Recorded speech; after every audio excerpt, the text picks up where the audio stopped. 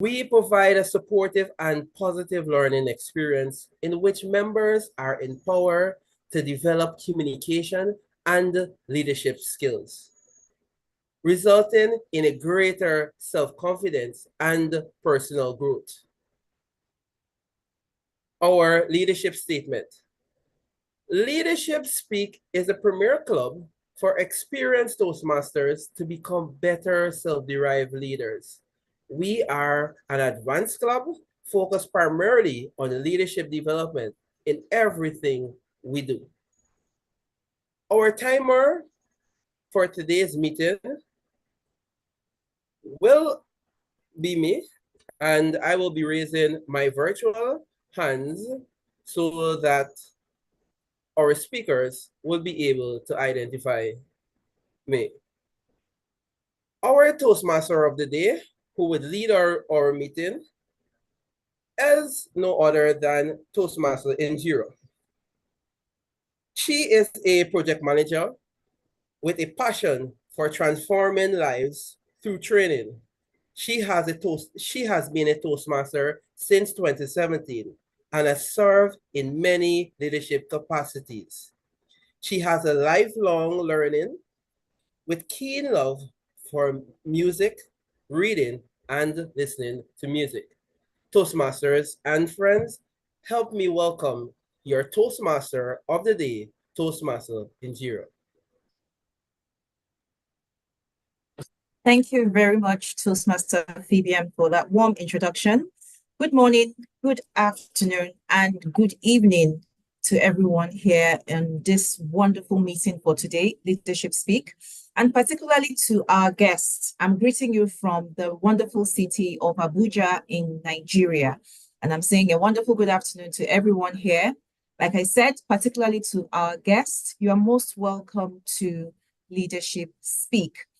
Leadership Speak, just like the Sergeant at Arms has just said, we are an advanced Toastmasters club that provides a supportive environment for experienced members to enhance our communication and leadership skills. And again, our emphasis is on self-directed leadership. And what that means is we are responsible to lead ourselves. We are taking personal responsibility for our actions, our decisions, and our growth. So I would encourage you to please sit back and relax and enjoy today's meeting. Our theme for today is wonderful. You're going to hear excellent speeches and incredible evaluations from our experienced evaluators. So I would like to ask our Zoom master, Toastmaster Renan, to please post the guest book on the chat box. And I'll ask our guests to please kindly oblige us and fill the guest book so that we get to know you a little bit more and keep in touch with you with information on the activities on Leadership Speak. Having said that, I'll move right straight into the theme for today's meeting. Our theme for today is objectivity in leadership, bias busters. Objectivity in leadership, bias buster. We all know that today we are all connected globally. I mean, look at us. Everyone here, if you look at my backdrop, you'll see that we have members from 28 countries. 28 countries. So that means technology has brought us all together. It has broken barriers and brought us closer. And because we're all here together, it is so easy to assume that we understand each other. But the truth is, our diverse experiences, our cultures, the mindsets, and even the media has shaped our perceptions of different people from different parts of the world. And these can lead to biases. All of these experiences, all of these cultures, all of this mindset, all of the things that we have learned from the media has shaped our perceptions and has led us to biases. Some of these biases are conscious and some others are unconscious. Whether we are conscious of them or not, these biases, they often act as invisible walls. And what those invisible walls do, they hold us back from making fair decisions. They hold us back from building meaningful relationships. And they also hold us back from unlocking the full potential of our team members and our organizations, even the systems within which we work in. Now, I need to state this very clearly.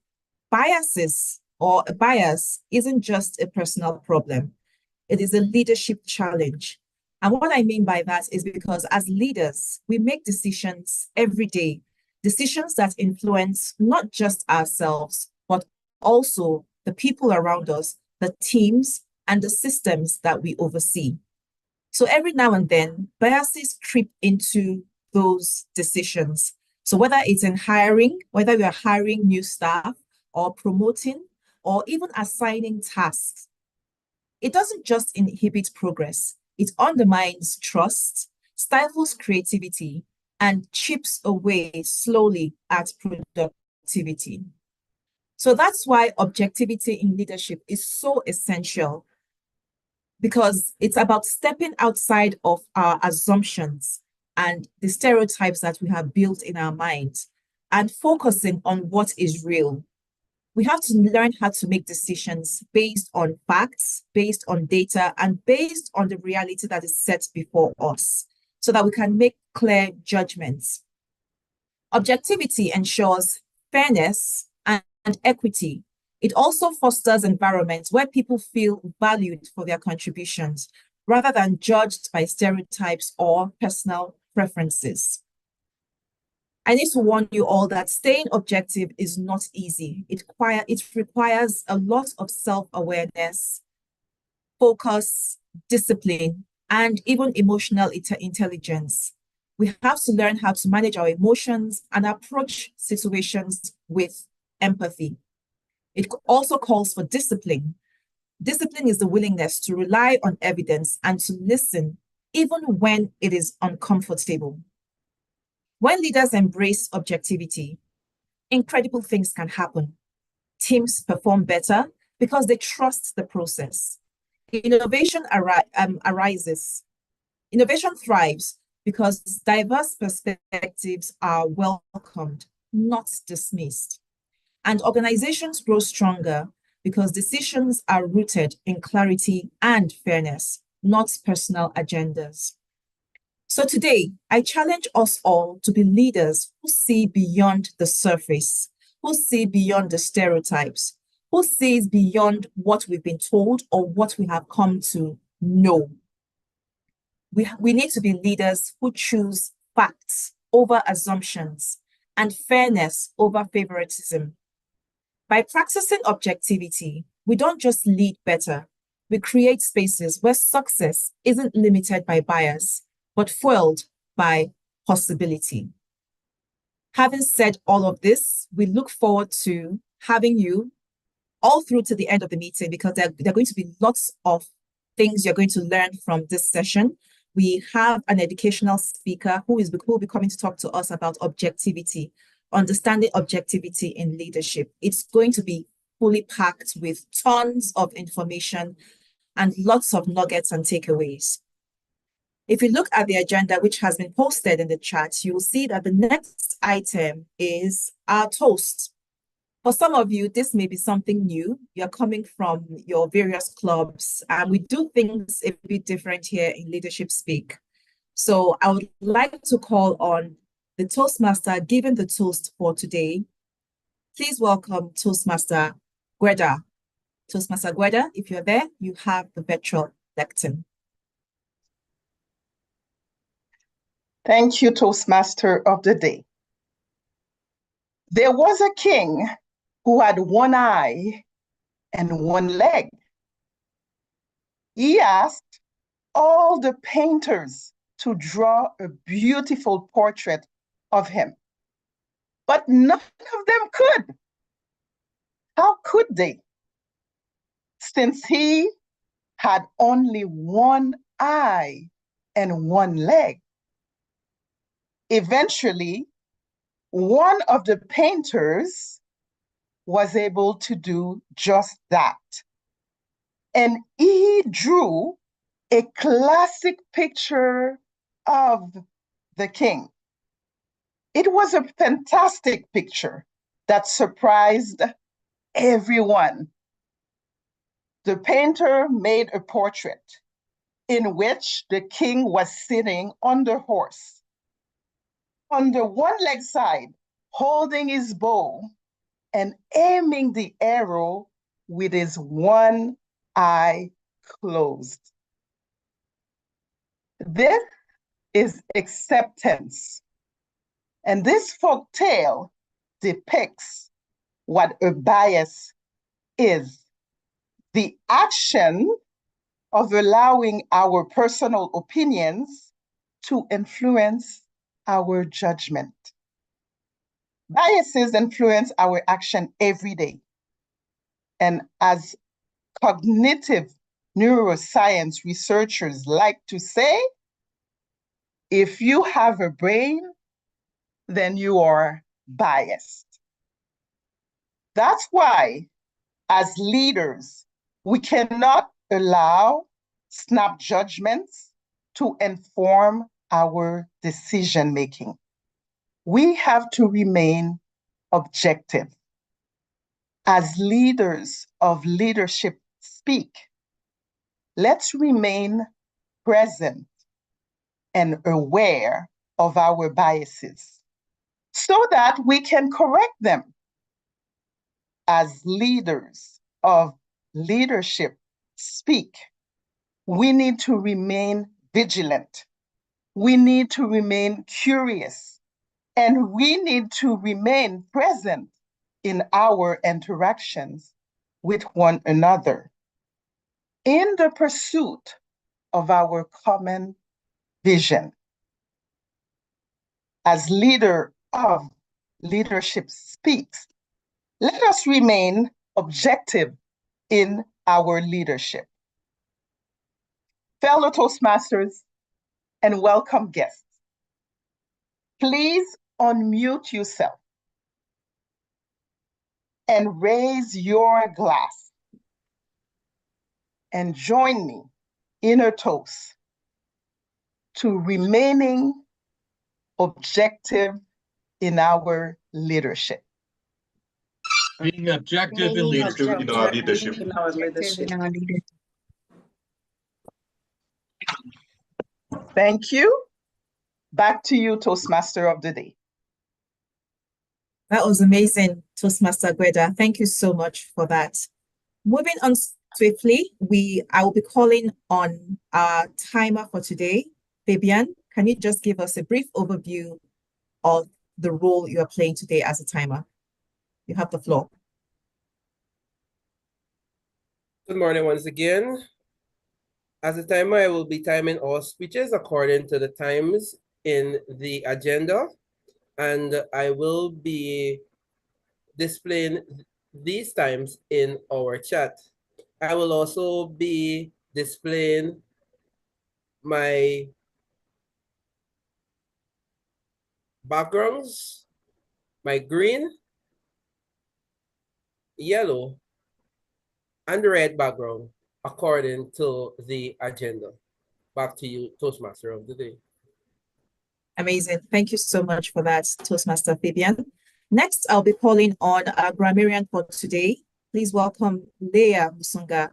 Leah, can we know what the word of the day is and what else you'll be doing as grammarian for our meeting today? Good day, Madam Toastmaster, fellow Toastmasters, and our guests. As grammarian, it is my responsibility to pay close attention to all the speakers, listening carefully to their language usage. I will take note of any misuse of the English language, as well as outstanding words, quotes, or thoughts. As grammarian, it's also my duty to introduce the word of the day, and it's shown next to me.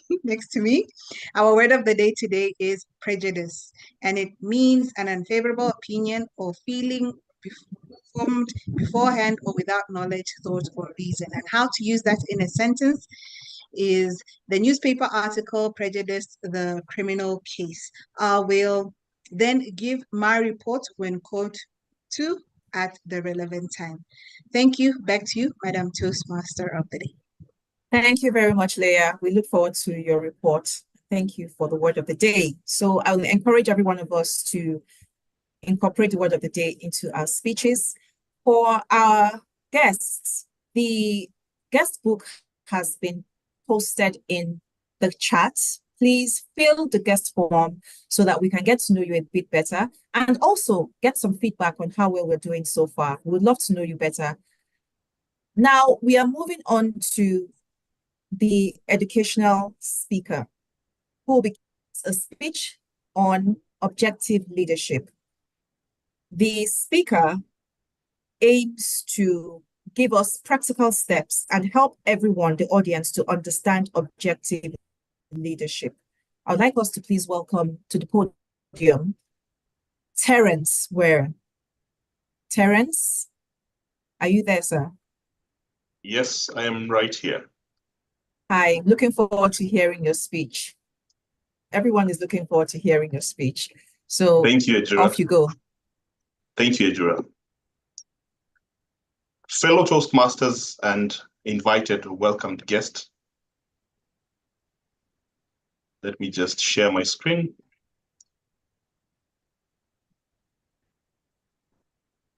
Today we are talking about objective leadership. My name is Terence Were, as I have been introduced, and I look forward to this interactive session where we'll get to know more, to learn more about objective leadership. There is a quote I came across when I delved deeper into objective leadership, and here it is. There is no leadership trait that guarantees success in any profession, but there is, based on my experience, one that many of the best leaders share: a fierce commitment to objectivity. And yet, I realize it's often not easy for leaders to remain objective. And this is by an author in the psychological space called Michael P. Dempsey.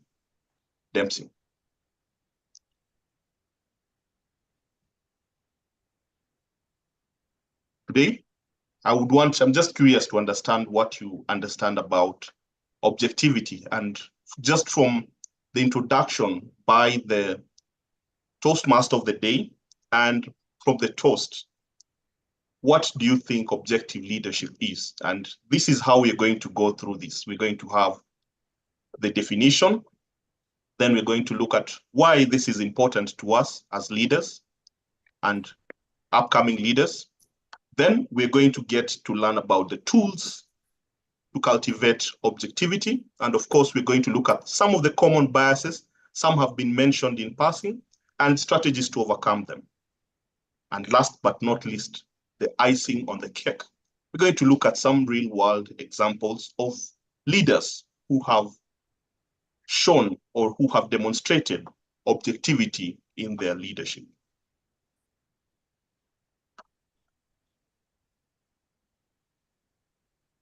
I define objectivity as leading objectively as leading with facts and fairness, detached from personal bias and emotion.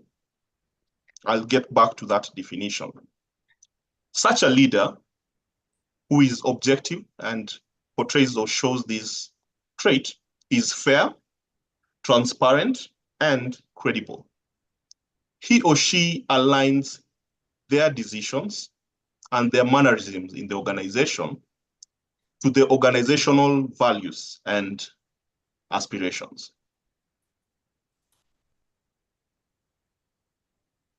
As had been mentioned before, there is a reason why we are looking at objectivity at this point in time. I can give a few examples of why this is relevant this time as we speak. First and foremost, there are so many distractions in the space, including social media. There is a lot of fake news, and there are so many emotions that are going around. But as a leader, one needs to get to narrow down to what helps him or her make the decision.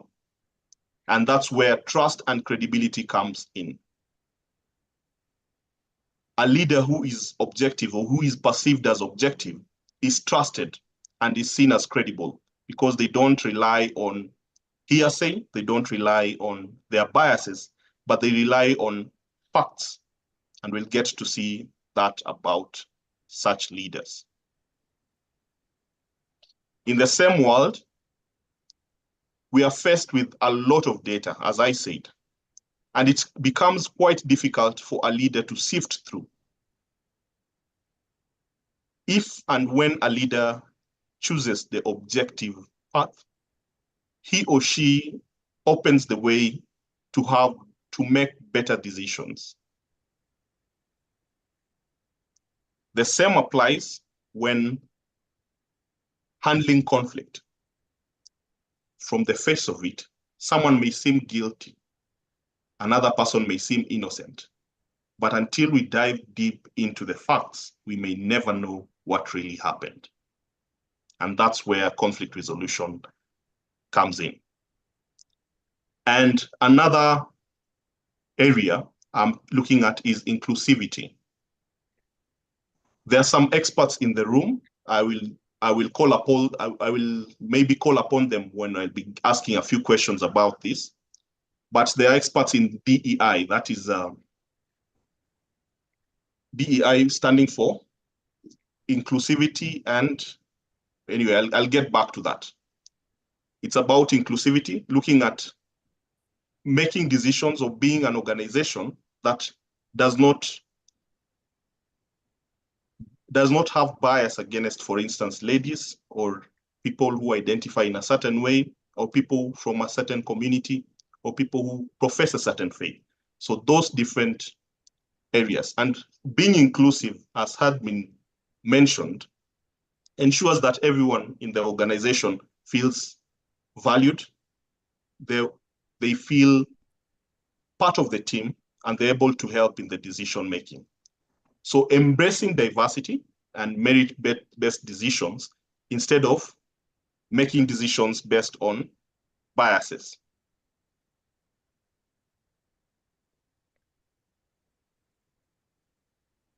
What are some of the impacts of objective leadership? Can anyone unmute randomly and just mention one or two that you can think of from what I've mentioned and what the Toastmaster of the day mentioned?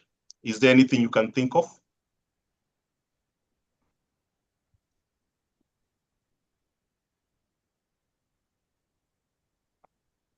Yes? Any takers? Do I see any raised hand? Inclusion, thank you. Yes, Better another one. teamwork. Better Trust. teamwork. Better team growth. Yes, another one.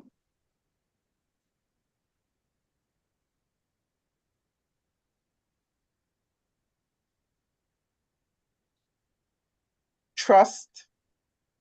Trust is very important. Yes, trust. Yes, any other? The final one from the audience?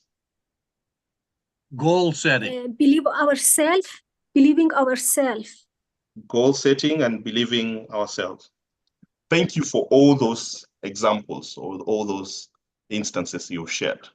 They all show us the impact of objective leadership.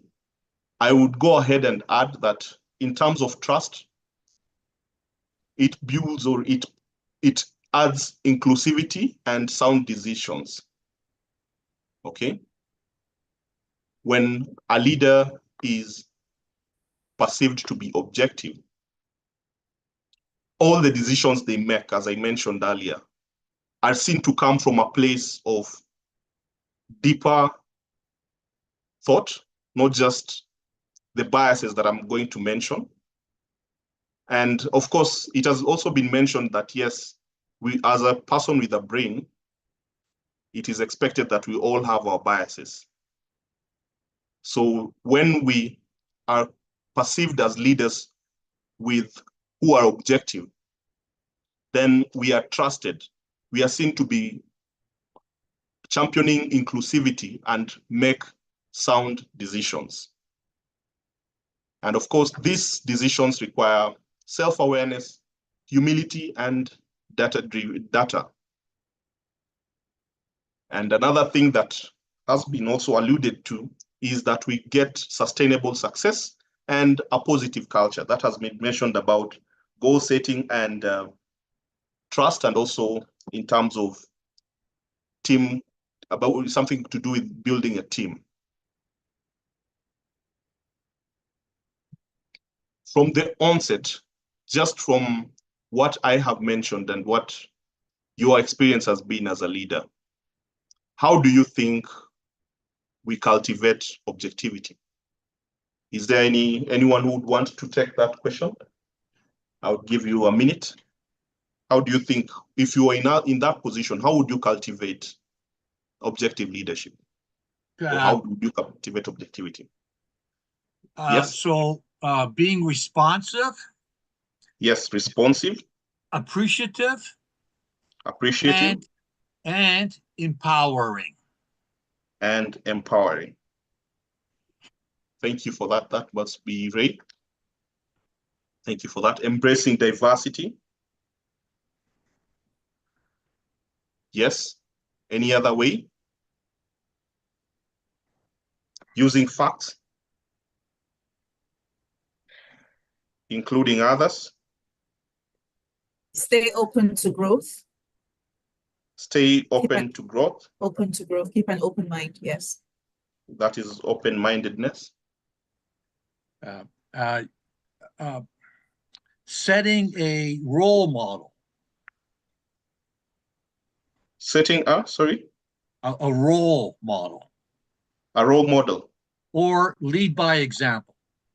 Lead by example. Thank you. Embracing diverse perspective.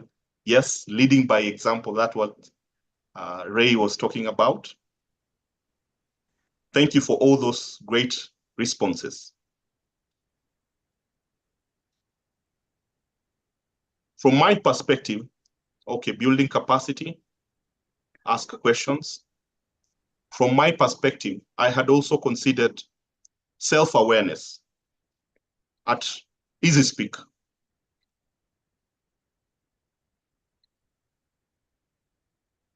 Being the premier club for self-directed leaders, we talk about self-awareness. We consider self-awareness very important. This means to help cultivate objective leadership, we reflect on personal biases. It's very good to first identify a problem before you're able to solve it. Do you first identify that that is an issue? Do you first identify that we are prone to make decisions based on our biases? That's very important. And of course, which another area which has been alluded, seek diverse perspectives.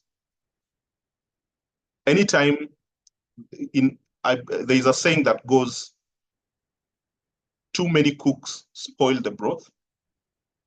However, I know that without different perspectives, one is not able to, or one is unable to get a full picture.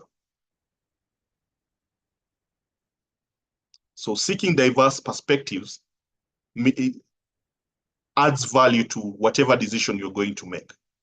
And that is one way of being a critical thinker. Not just looking inside, but looking beyond your limitations. Another area which has also been mentioned is data-driven decisions. And this is where I camp. This is where I come in most of the time. Many organizations generate a lot of data. It is said that 90% of the data in the world, that was a statistic from, I think, 2020, 90% of the data in the world was generated in the last 2 months. So you can imagine how much data we have and what that could mean for businesses and leaders especially. Including data in our strategy and having a data-driven decision-making approach helps us cultivate objectivity. It makes it, as someone mentioned, it makes it part of the culture that each and every decision is made not based only on our feelings and our thoughts and our ideas, but based on a combination of data and our intuition. Another very important area is being open to feedback. As leaders, we get to those positions through merit, experience, and various other attributes that lead us there. And it gets very hard, very difficult for us to consider what other opinions may be, or consider other participants or other members of the team as being as competent as we are. But I would posit to us that we are leaders because we have those teams. And therefore, it only follows that we make use of those teams. We leverage on the strengths and the various attributes of those teams to make our decisions even more meaningful. And that leads us to being open to feedback. We need to welcome input and identify our blind spots.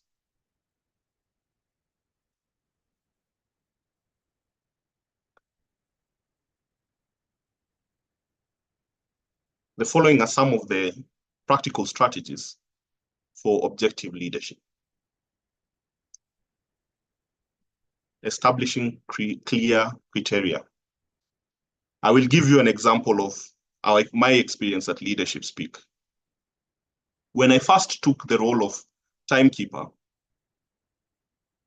I found something very simple that we often overlook in our various organizations or in our various experiences as leaders. It was as simple as following the agenda. What does the agenda say? In your context as a leader, what does your agenda say in your organization? What are your goals? Have you established those clear goals? Do you know what it means to be successful in your role? Do you know what it means to be successful in your team as an upcoming leader?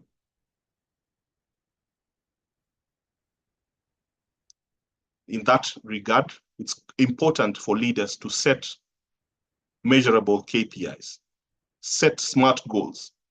That means they need to be specific, they need to be measurable, they need to be achievable, and they need to be time-bound. Leverage data tools. As a practitioner in the analytics space, I get to talk a lot to organizations about leveraging their data tools or leveraging their data in general. I find it counterproductive, counterintuitive when we have data and we don't get to use it. It's as if it's like producing something and not using it, because every moment in our lives produces data. Even as I speak, my watch is producing data, the laptop is generating data, and so are you wherever you are joining us from. Leveraging our data tools ensures that we look at the facts. We dig deeper, we look beyond what is on the surface and get deep into the facts. And that involves using analytics and dashboards for the insights. Something that has also been mentioned about creating that team cohesion. My path is in team collaboration. And one of the things that I was required to do was create or build a team in my level 4. As a leader, you either build that team or you find a team which you end up working with. And it's very important when you foster, when you are objective and you're able to foster an open culture to encourage transparency and diversity. Something else that would be beneficial in our discourse this afternoon, this morning, or whatever time it is you're joining us from, bias training. We all have different biases. Believe it or not, once I get to the biases, you'll realize just how much bias we all have. So it's very important for us to accept that we have those biases and get trained on how to navigate through those biases. So educating our teams and recognizing and addressing those biases is important for us in our quest for objective leadership. And here we come to the biases. I know we have practitioners in DEI in the room. We have seasoned leaders.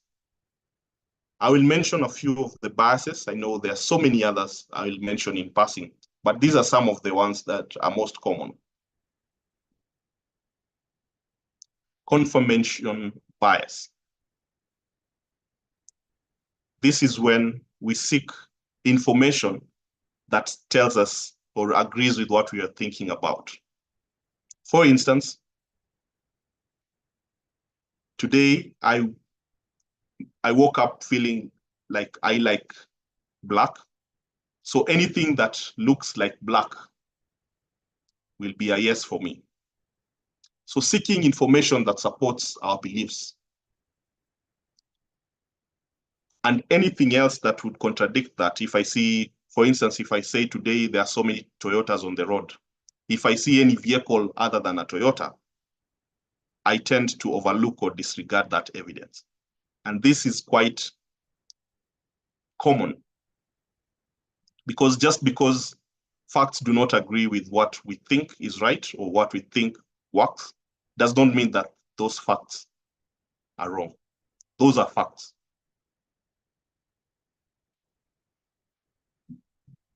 Anchoring bias. This is a tendency to focus on what we already know. It's similar to confirmation, but this one focuses on relying on initial information. For instance, when I'm browsing through the newspaper and the headline catches me and the headline says something about the facts. I can also talk about, as a leader, when you're reading the reports, if the initial report says that things are good in this organization, then it's so much easier for me as a leader, even as I scroll through the report, to say that everything else is okay. I've anchored my perceptions on what I saw first in that report. I've anchored my belief on what came first, what was presented first to me.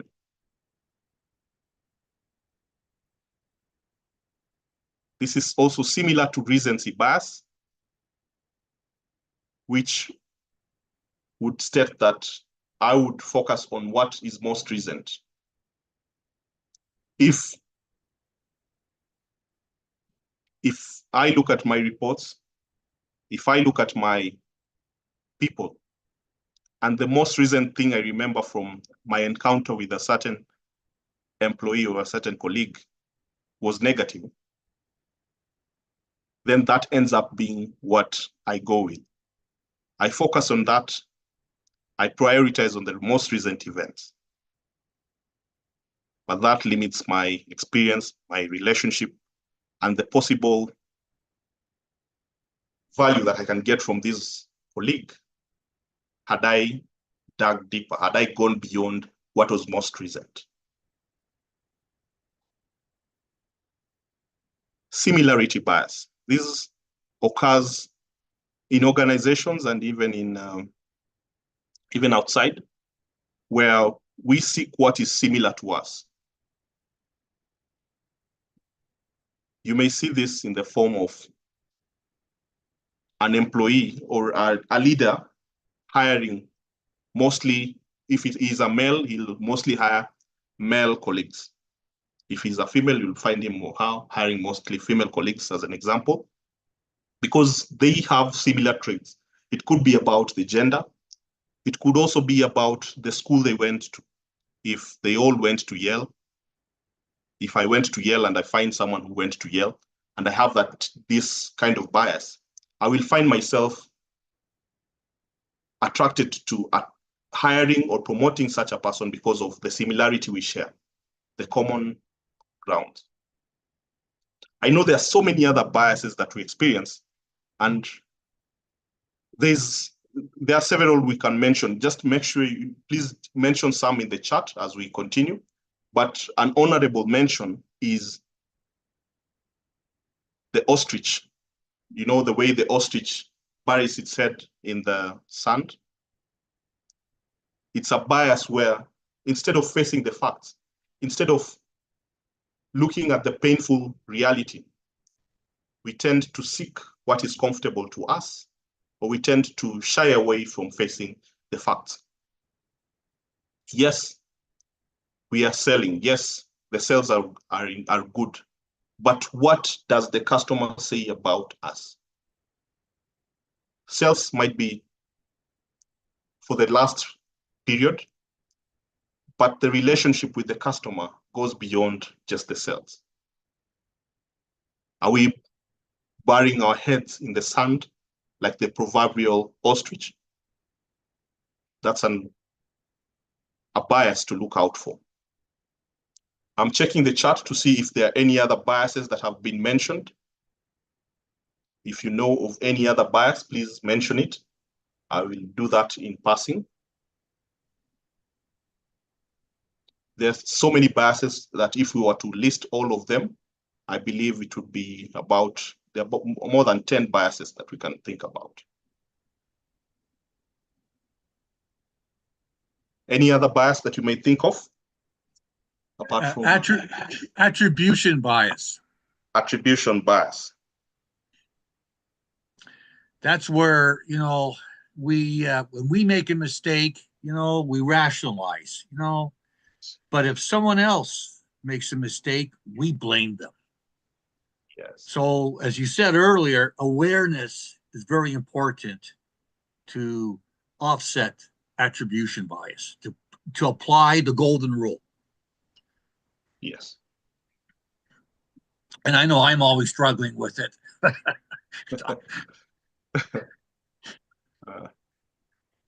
Yes, indeed, we struggle a lot with that. It's so much easier to look inside and try find justification than it is to accept that sometimes we're wrong and we don't have the facts, and just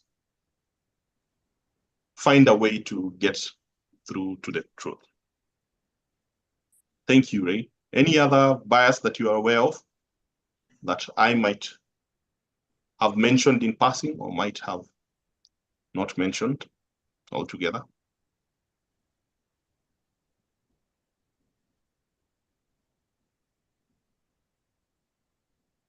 Let me check the chat. Validation bias.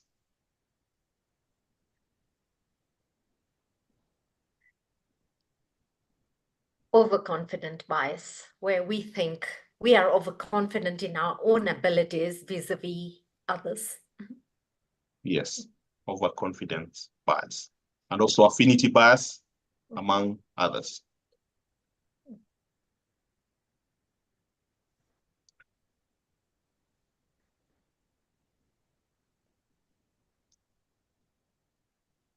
Thank you.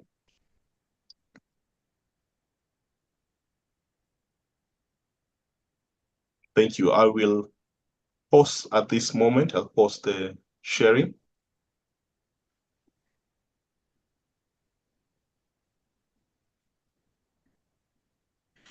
We have looked at some of the biases and some of the ways in which we are biased as leaders. How do we mitigate that? How do you think we mitigate that? I'll go through this quite fast because of time, in the interest of time.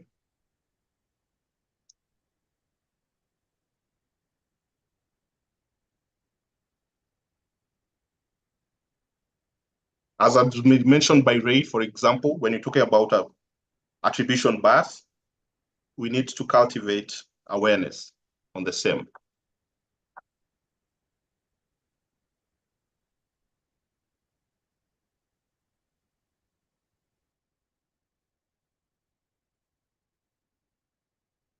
Confirmation bias, we need to seek opposing viewpoints, look for things that go against what we think is right or what we believe, and try and see how we can make our decisions richer.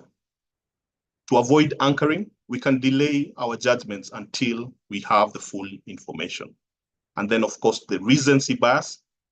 We need to document data over time. You don't rely only on the most recent data, but you look at historical data. Then when you're talking about similarity bias, use objective criteria in assessments. Have a second voice. You may be part of the team that makes that decision, but make sure you have other members of the team to help you arrive at the correct decision. Ladies and gentlemen,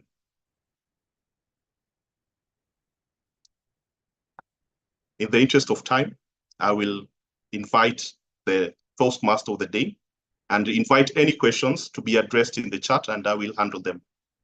Back to you, Toastmaster of the day. Thank you very much to our educational speaker, Toastmaster Terence, for that very insightful speech. I took so many notes away, so many nuggets to take away. I hope it's the same thing for our guests. I trust you were taking notes as well. I trust you were pressing you were taking screenshots of his slides. Thank you so much, Toastmaster Terence, once again. For our guests, please stay tuned, stay with us. I did tell you that we're going to have a wonderful time, and this session has just proven that. There were lots of takeaways. It was very insightful. Please fill the guest book in the chat. Let's get to know you. Let's get to hear your response and your feedback on how well the meeting has fared. We'll be moving on swiftly now to our first speaker for today. But before I call on our first speaker, I'll be calling on the evaluator for the first speaker. The evaluator understands that the theme, objectivity for leadership, is very important for leadership development. Please welcome Arona So, who will be evaluating our first speaker. Thank you, Madam Toastmaster of the day, fellow Toastmaster, dear guests. Today, I have a privilege to evaluate Paula's speech. Paula will deliver first speech of level 2, leadership development pathway. And she told me she will focus on the use of Toastmaster core value for effective time management. And the time delivery of Paula's speech is 5 to 7 minutes. And during the evaluation part, I will give my report. Back to you, Toastmaster, Madam Toastmaster already.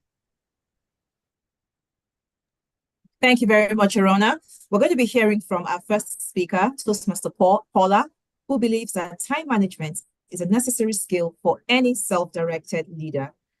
With her speech titled, A Designer Lifetime. Please welcome Paula Toza, A Designer Lifetime. Paula, over to you.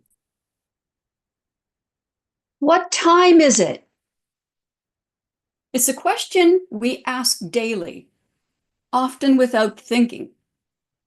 But what if we paused and considered it deeply?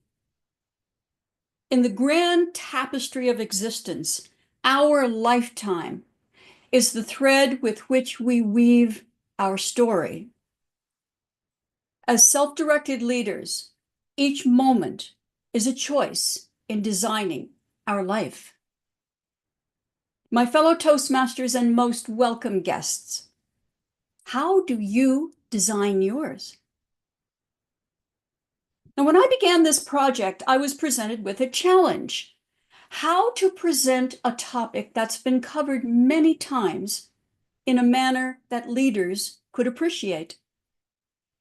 How would I demonstrate something that can serve as a blueprint for effective time management, assisting us to design a lifetime that reflects who we desire to be?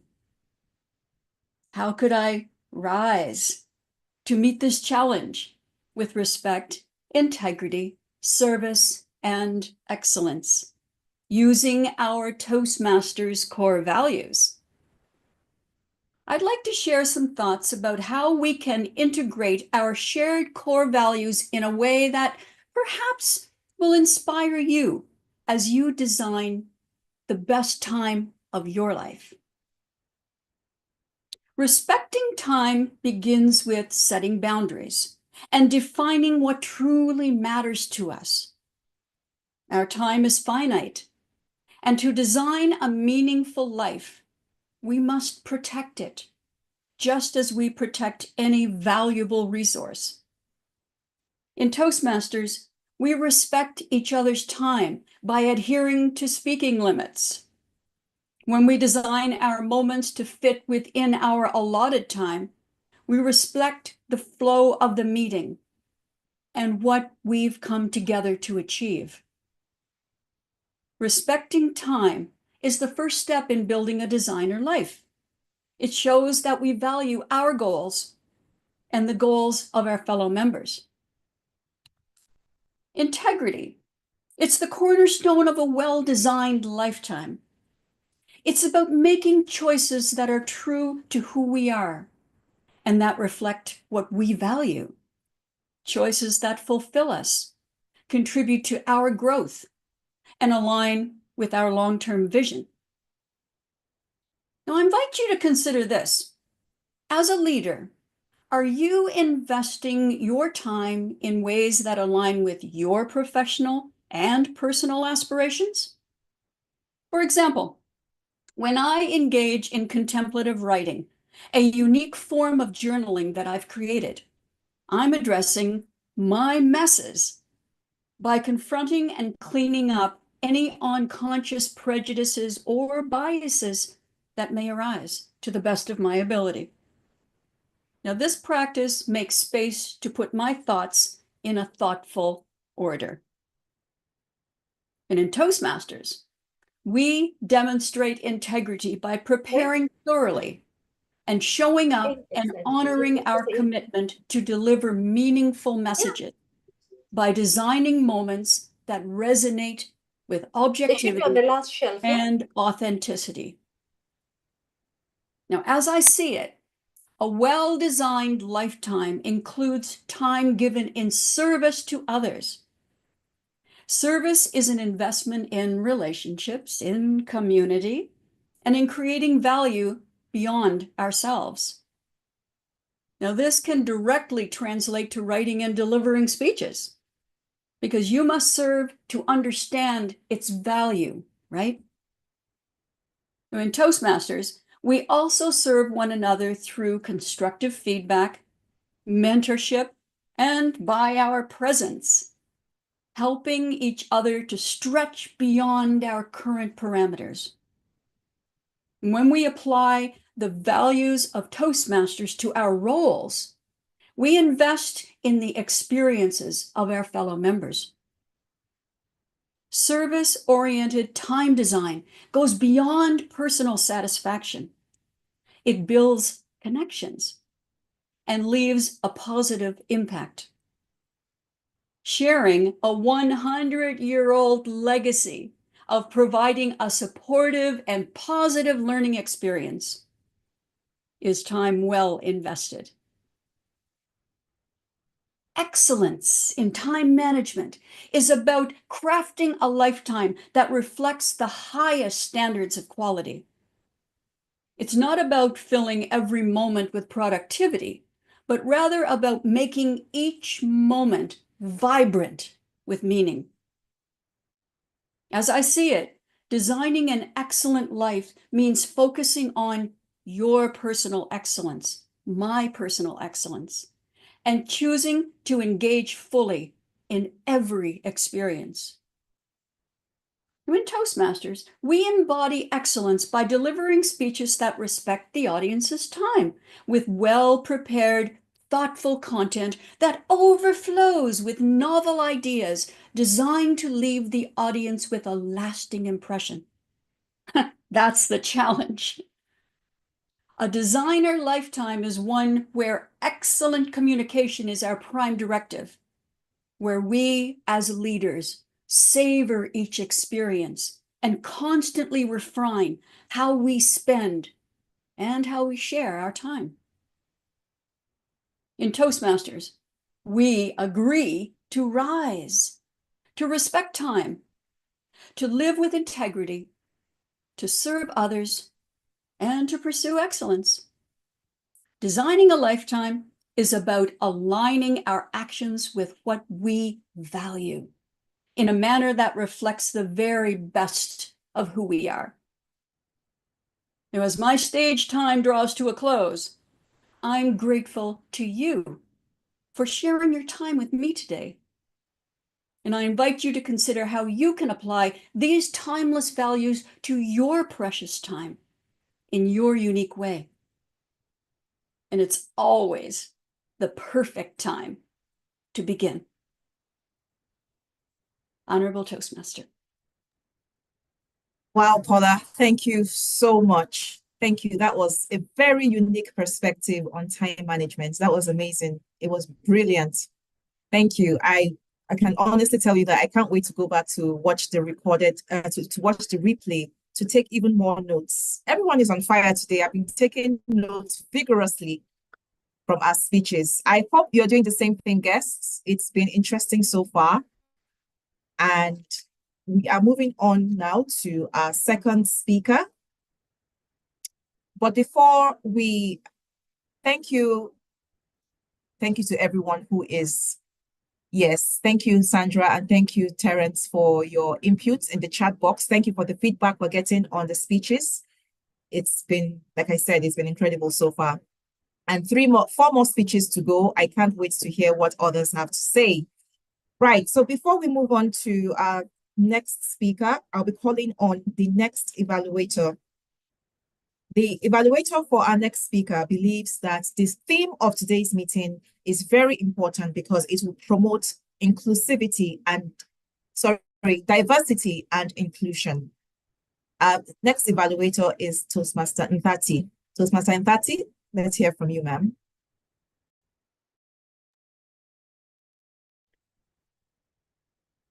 Thank you very much, Toastmaster of the Day.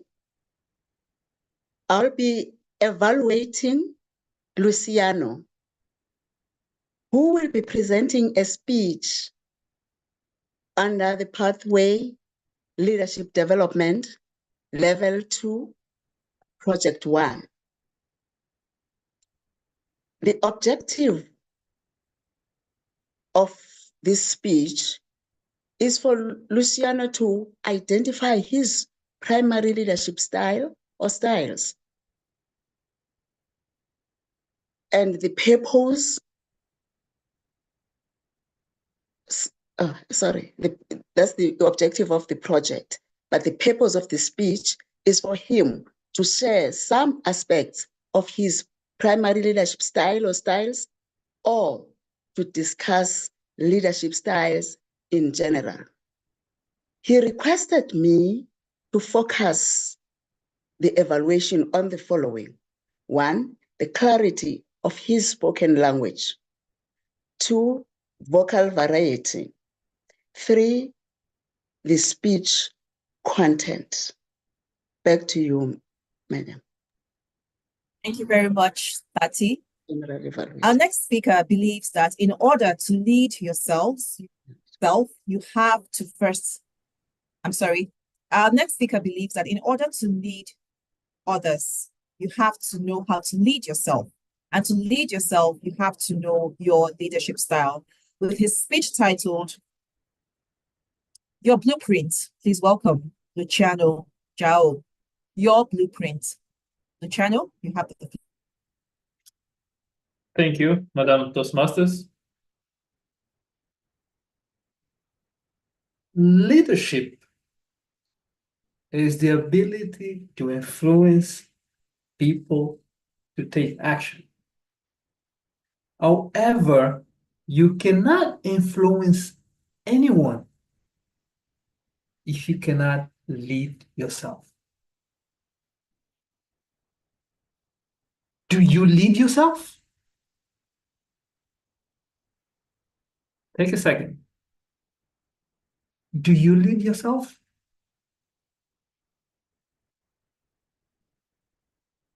To be a leader, you have to be able to lead yourself.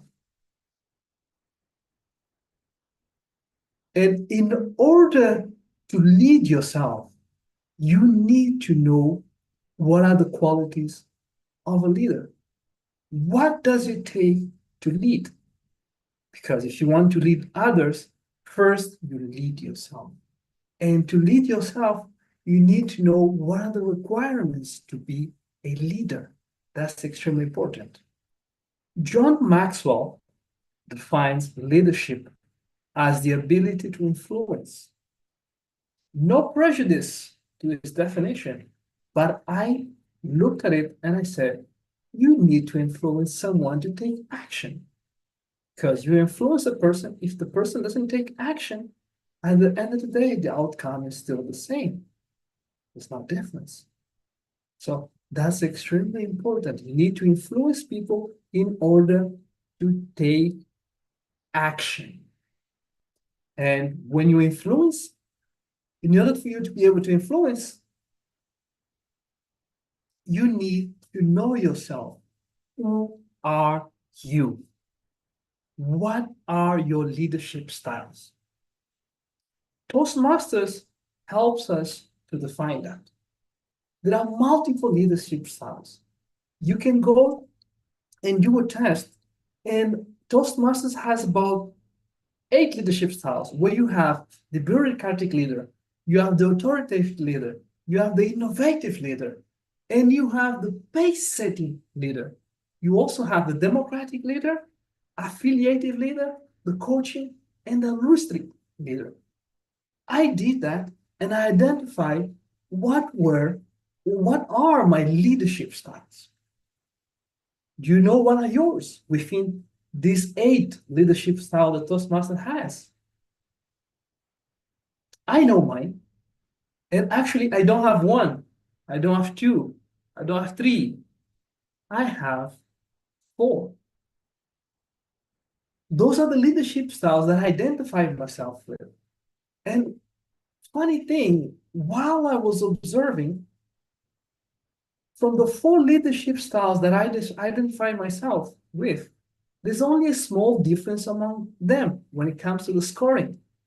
There's only 1 point difference between the 4 leadership styles that I identify myself with. What are those 4 leadership styles? And how do they help me be a leader? Not forgetting that in order for you to lead, you need to know yourself. And leadership is the ability to influence someone to take action. Are you able to influence yourself to do the things that you must do but don't want to do? Like waking up at 5 a.m. to go and run those 21Ks on a Saturday. Are you able to do that? Are you able to force yourself to do that assignment, reading that book that you always say, I'm going to read the book this year, I'm going to read the book next year? Are you forcing yourself to do the things that you want to do, but that you must do, but you don't feel like doing? That's extremely important. On those leadership styles from Toastmasters, the 4 that I identify with are the democratic leader, the authoritative leader, the innovative leader, and the affiliate leader. How do these leadership styles affect my interaction and how I lead? When it comes to democratic, the democratic leader is the one that works in a democratic way where it promotes cohesive in a team, where he likes to have consensus within the team. In my team, I'm always want to have that cohesive environment where all the colleagues work together, and when it comes to a decision, everybody has to have a say. That's extremely important. That's how I use my democratic leadership style. And when it comes to the authoritative leadership, is that person that has the vision. He has the vision. He knows what are the results. He's focused on the goals. In my work life, in the professional life, I also focus on that because I know it's extremely important for me to achieve the goals. I lay out my goals and I say, I need to achieve them. From 1 to 10, I'm always going after them in order to achieve those goals. That's extremely important. When it comes to the innovative part, it's that part of the leader where you think of innovative solutions. I might be struggling with something, but what ideas can I come up with? You need to have the vision. The same way when I started working with my team, I say, wow, we need to improve how we communicate. I came up with a simple solution where we use Microsoft OneNote and Microsoft Teams in order to do our handover and communicate on a daily basis. So that was an innovative part. So that's extremely important. And when it comes to the affiliative part, it's that person that always has empathy. And I do have empathy when I'm working, when I'm running. Like last year, when I was running a 10K race, there was a colleague. She couldn't run very well. What I did, I ran with her the whole race. Because that shows empathy, and I'm applying that. I do apply that, this 4 level of style of leadership on a daily basis in order to lead myself and to lead others. And that's extremely important. So in order for you to be a leader, you need to identify what's your blueprint. What's your blueprint is, who are you? How do you lead? What's your leadership style? That's extremely important. You have to know that in order to be an effective leader and develop. I know what are my leadership styles and how to use them in every situation that I am. Do you know yours? Thank you. Over to you, Madam Toastmasters. Thank you, Luciano.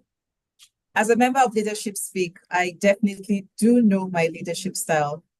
As a self-directed leader, we all do know our leadership style. Thank you for sharing with us. I'm sure everyone got some nuggets and tips from that.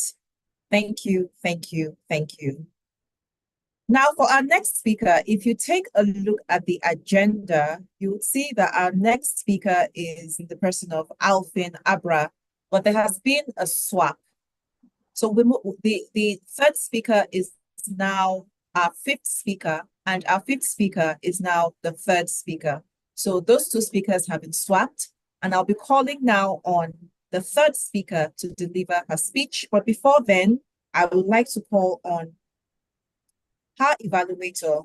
Her evaluator strongly believes that to think as an objective leader, you need to think slowly about the desired outcomes for those around us. And I think that is a very poignant and profound advice. Think slow and hard about the desired outcomes for those around us. That way, you'll be able to demonstrate objective leadership. Please welcome the distinguished Toastmaster, Tony. I will not even attempt to pronounce his surname, but Tony, Actually, I'm evaluating Alvin, so I'll be also swapped with him, right? Oh, I'm sorry. My mistake. Yeah, yes, but my apologies. Hey, no, I get to be introduced twice. This is fantastic. That's fantastic. Absolutely. I would love to introduce you Don't worry. All right. All right. So Dan Odairo is the evaluator for now our 3rd speaker. He's a 3rd evaluator for our 3rd speaker. Please welcome Dan Odairo. Tell us the objectives and what to expect from our speaker. Thank you, Madam Toastmaster Bede. Yes, I am an upcoming distinguished Toastmaster. Our next speaker, Nzinga, is taking Dynamic Leadership Level 2, which is Introduction to Toastmasters Mentoring. Her personal objective is to inspire the audience in engaging in meaningful mentorship relationships. The purpose of the project is for Zinga to clearly define how Toastmasters envisions mentoring. The purpose of the speech is for Zinga to share some aspects of previous experience as a protege. She has 5 to 7 minutes to deliver her speech. Back to you, Madam Toastmaster of the Day, Ejura. Thank you very much, Toastmaster Dan. It turns out that the introduction for Tony is almost similar to yours. I'll just do you the justice and fairness of introducing you. So Dan believes that the objectivity in leadership is important because it allows you to lead others fairly and ensure that the outcomes achieved are satisfactory to all team members. Having said that, I will introduce now our speaker 3. She says that mentoring is a two-way relationship. You only get what you put in. Please, ladies and gentlemen, Toastmasters and our guests, welcome Toastmaster Nzinga Jassy. Nzinga, you have the floor. Indeed, it is a two-way street, the mentoring relationship. I was surprised to discover that when, at the age of 18, joining my first formal employment, I was eager to participate, to be paid, to be valued, and to be promoted. I had taken a sabbatic leave from university, decided that, no, I really need the money. I'll be better off being paid, working. Why go to the university? I thought. And then I went, my first job, the Ministry of Culture. I was happy, I was proud, I would become independent. How I started? I started by being vocal. I voiced my opinion in every meeting, asked or not, I would do it. I was always prepared to talk about the theme on the table. I was so prepared that I would interrupt. I wouldn't consider the others' opinions because I already knew what I wanted to say. I already knew what's right. I got it. I was there to succeed. After a few months, I realized that people became annoyed with me. When they saw me, they knew I would be the one interrupting, pushing, and not being considered of others. In my turn, I was feeling that maybe this is not the right place for me. You know how public institutions are. Maybe I should just find somewhere else to go to. There, my boss asked me to sit with him. He asked me, Nzinga, tell me, what are your goals? Oh, that was an easy one for me. He said, I want to be paid. I want to be valued. I want to be promoted. I want to succeed on my own. I don't think I need to go to university for that. No, I have an interest in law matters, but I don't think I need to go to university. He asked me, how has it been for you for the last few months? I said, you know, people from the public institutions, always late, always lazy. I don't think this is the place for me.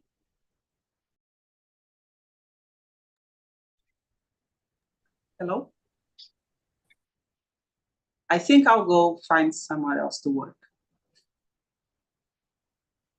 He said, let's talk through your goals. Being paid, it's easy as long as you show up I'm pretty sure you'll be paid. How would you like to be valued? I told them, you know what? I want people to respect my opinions. I want people to listen to me.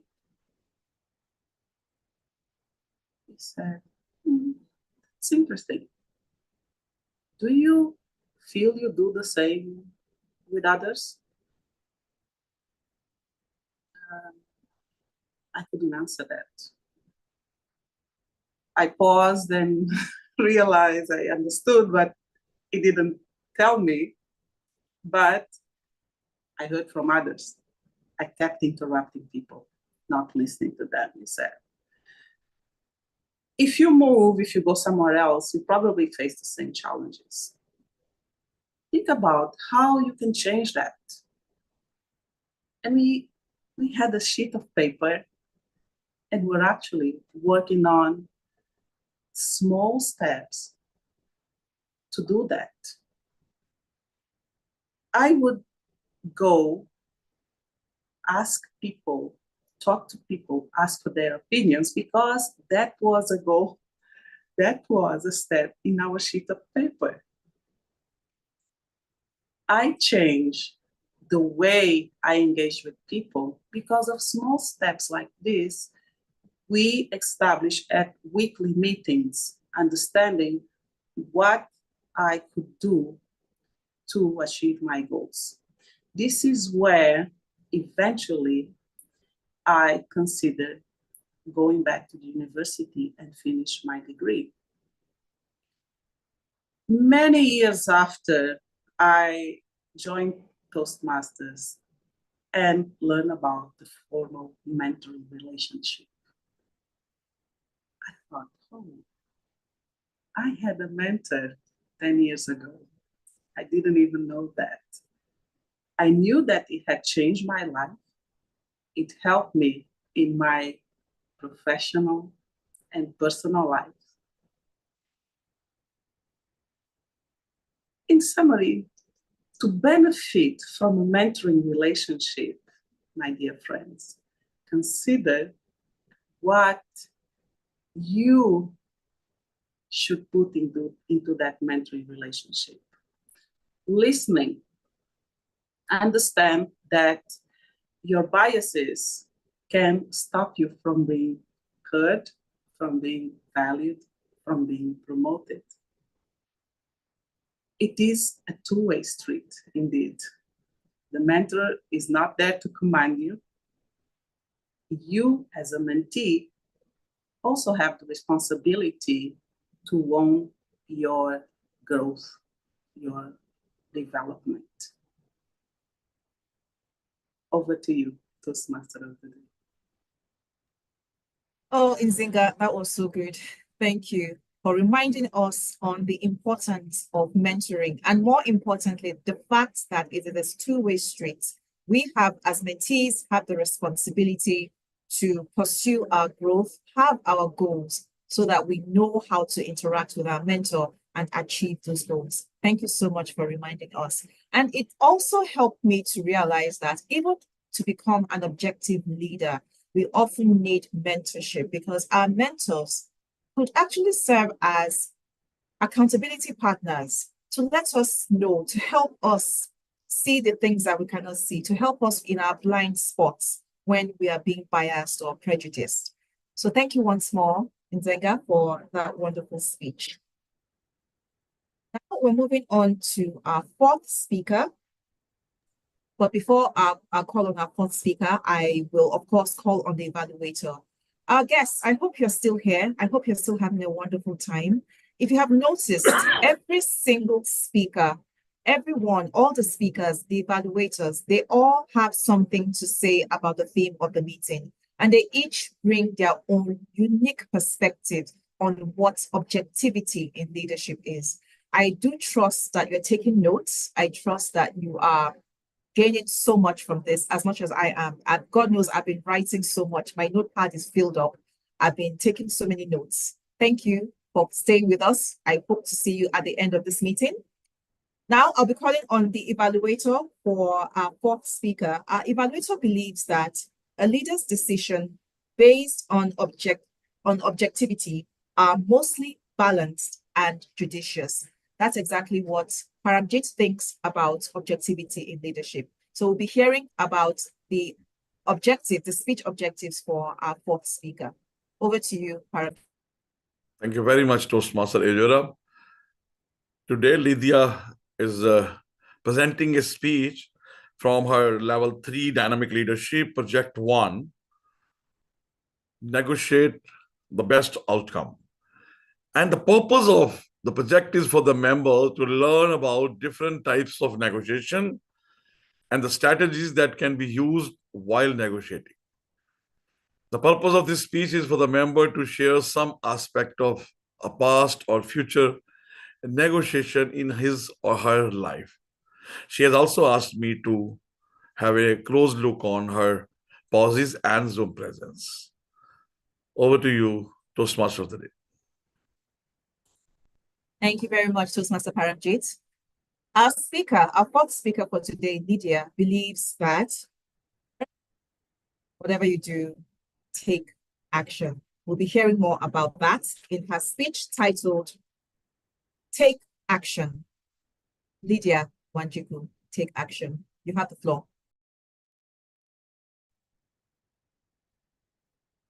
Visualize women carrying a poster and all marching along the streets. Just take a half a second and just imagine, visualize those women doing that.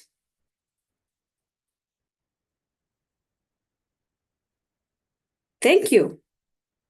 What made them do that, fellow Toastmasters and our esteemed guests? Any idea? If you have any idea, just put a Y on the chat. Those were women from the international suffrage. Those women took action. And the action they took was to put their issues on the poster, and they were marching with those issues. And the issues were, we need to have an ID, that is an identity card for them to vote. That was one. Number two, we need to have rights to vote because they were not voting. You are only supposed to have an ID for you to vote. Number three, to own properties. You can only own properties when you have your identity card, and that is what they did not have. Those were the issues that they had to carry a poster, not one day, not 2 days, not 1 year, not 2 years. They started in 1903 and they succeeded. The government amended the Constitution in the US in 1919. And that is why we ladies here in the room, we all have, I'm just imagining no one is here without an ID. We all have our IDs. And with our IDs, we are free to vote and we can own properties. Why am I giving you all these stories, fellow Toastmasters and guests? This is the genesis of the International Women's Day, which I'm looking forward, the next one will be in March 8 to celebrate. And the International Women's Day for this year, we had an activity. We came up with an activity with the ladies. Every year we normally plant trees, go green, change the environment. For this year, as we were planning with the ladies, we sat, came up with a budget. And when I went through the budget, as we were discussing, I saw something that I can do, that was negotiate. And especially where we were hiring a vehicle so that we are able to go to the venue. Because I realized the ladies there, most of them were driving. And I requested if at all I could handle the issue of transport. I took action and I was given that role. And I perfected the role because the women agreed to carpool the vehicles. When they did the carpooling, we did not require that vehicle for hire. And with that, it meant our budget went down. And it went down to half the cost. Finally, the time came for the celebration. It was fantastic. The women, we were there, and we also supported by men.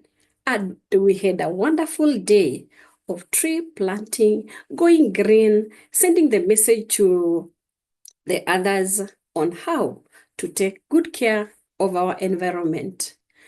What did I learn?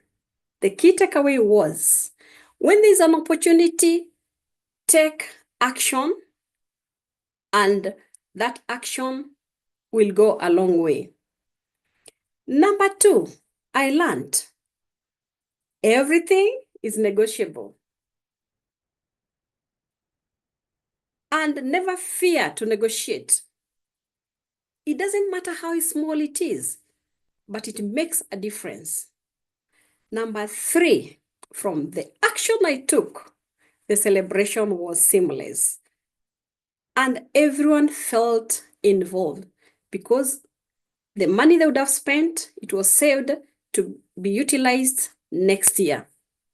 In conclusion, I learned always take action in whatever you do. Fellow Toastmasters, it doesn't matter whether small, but that action that you take will go a long way. And let us all take action, negotiate when there's an opportunity. The economy is doing badly, and there's so much that is happening. The marketers are coming up with their own strategy of making money from us. So let us take action and negotiate and make a difference. Back to you, TMOD. Excellent. Excellent. Thank you so much. Thank you for that, Toastmaster Lydia. Take action. Take action. I got a few points from that. Again, I'll be going back to the replay to listen to that speech again to take even more points. Thank you so much. Right, now we are moving to the final speaker for today, our last speaker for today. It is my pleasure to reintroduce the evaluator for today's speaker. The evaluator for our last speaker, like I said earlier, says that one approach to achieving objectivity in leadership is to think slow and hard about the desired outcomes for those around us.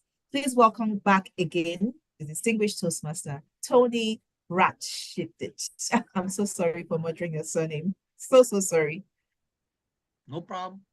No problem. And oh, thank you. Twice. Well, we're good. Hello, everyone. And hey, welcome, guests. Alvin has made a couple of changes that are different from the agenda, and he asked me to bring you up to date so we're on the same page. First off, Alvin's using a different pathway. The pathway he's using is motivational strategies. And the title is also different. The title, one word has changed. The word happiness is to be deleted, and the word confidence takes its place. So this is spoken like from a parliamentarian, right? So the title is, where does confidence come from?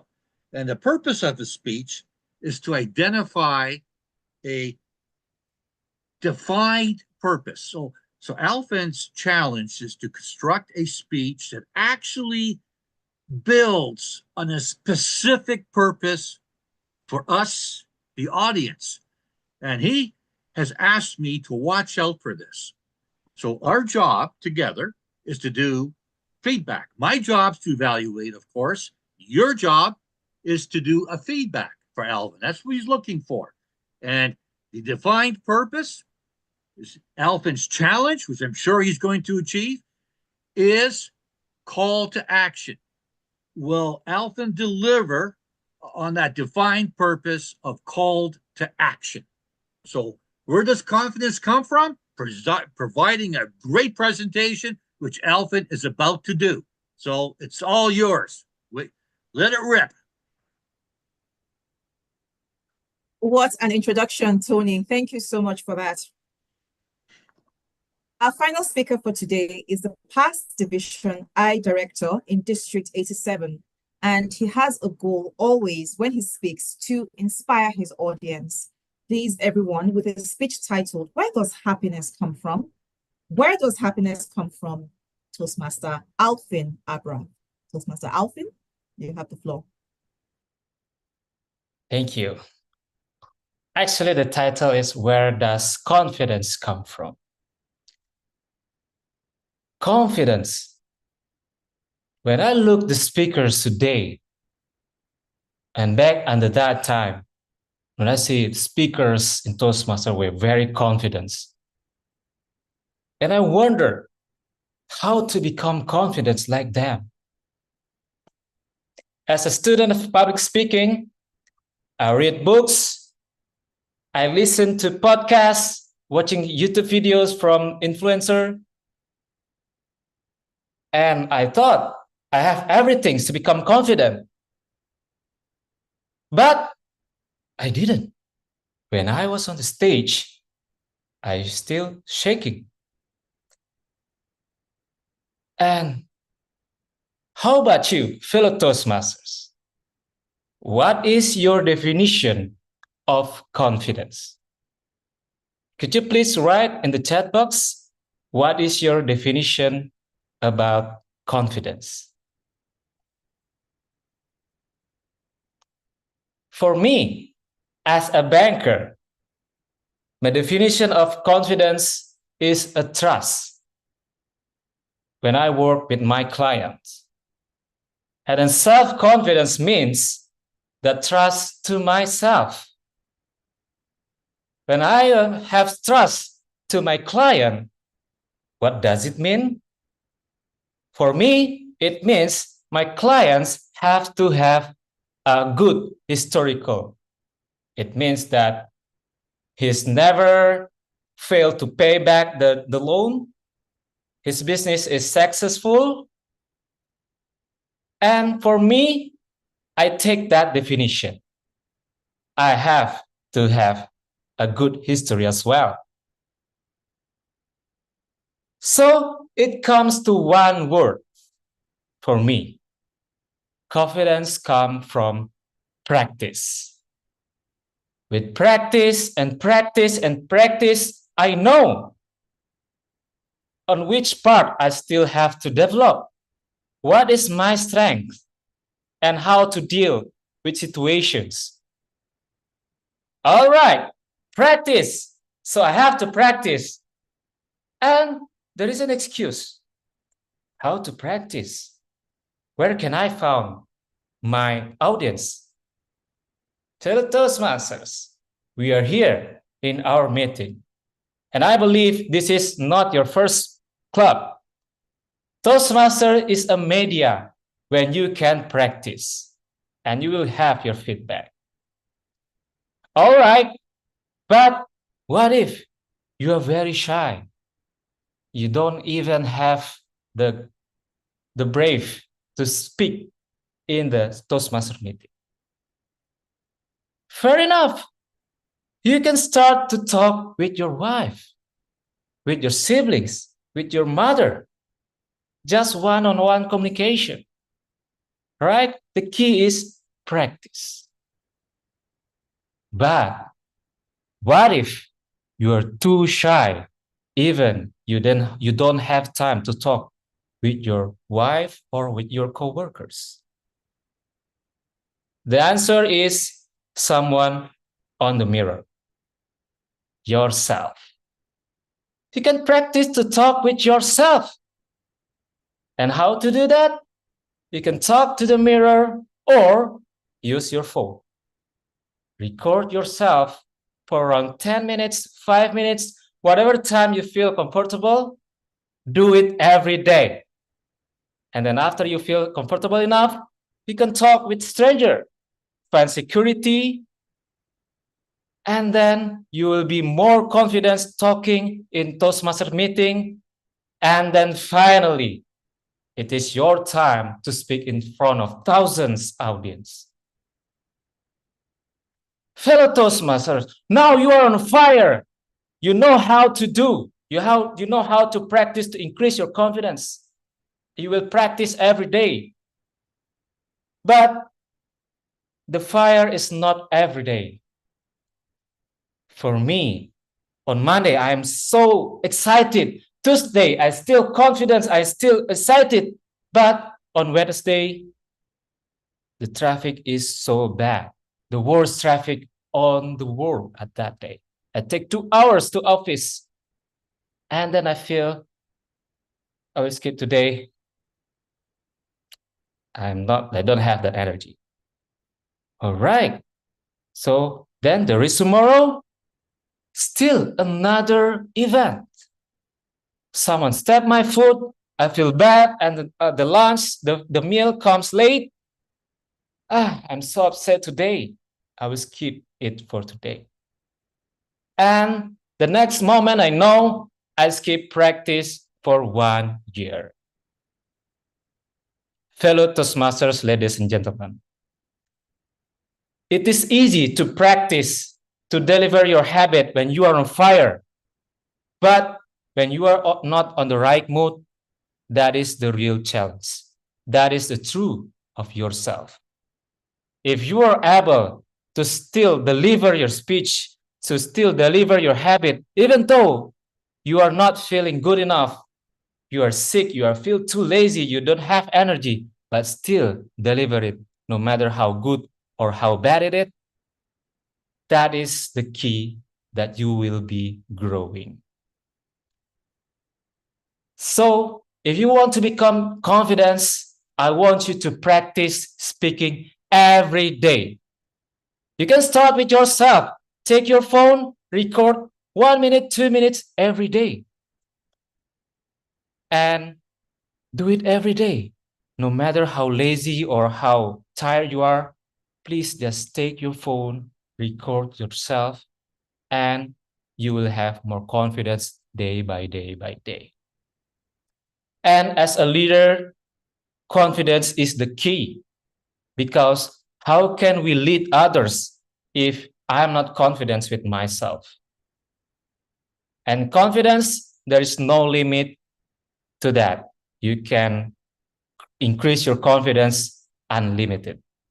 So fellow Toastmasters, I want you to practice every day. Take your phone and then continue with your coworkers, speak in Toastmasters, and finally speak in front of thousands of people, because we need confident leaders.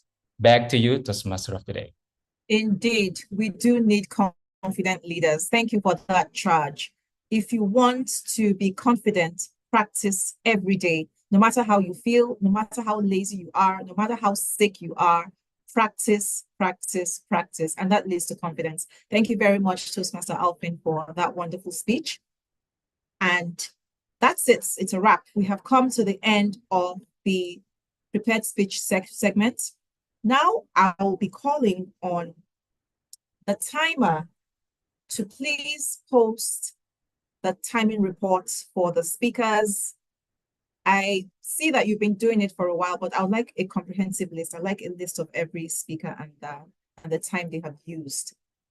While the timer is doing that, I'd like to call on the Zoom master to please create and post the poll for us to vote for the best effort speaker. We need to vote for the best effort speaker. Zoom master, if you could please. Yes, thank you so much. Toastmaster Fabian, I'm waiting for your full list of speakers and the time they used and the timer's report.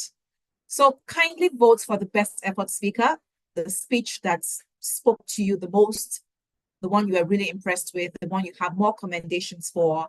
Let us know who your best effort speaker is. Kindly vote. I also know that you are free to vote for yourself. You're able to vote for yourself. Thank you, timer, Fabian. Thank you for your timer's report.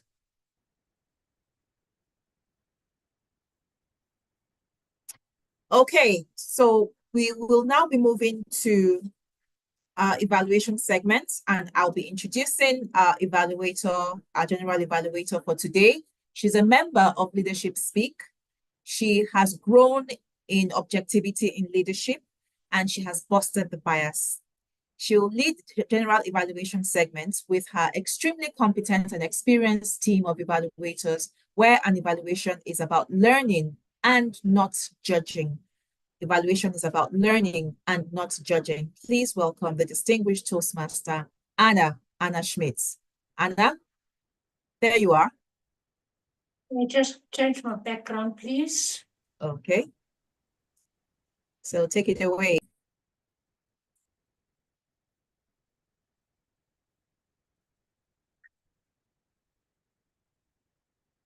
Madam Toastmaster, thank you very much for, oops, am I muted? No.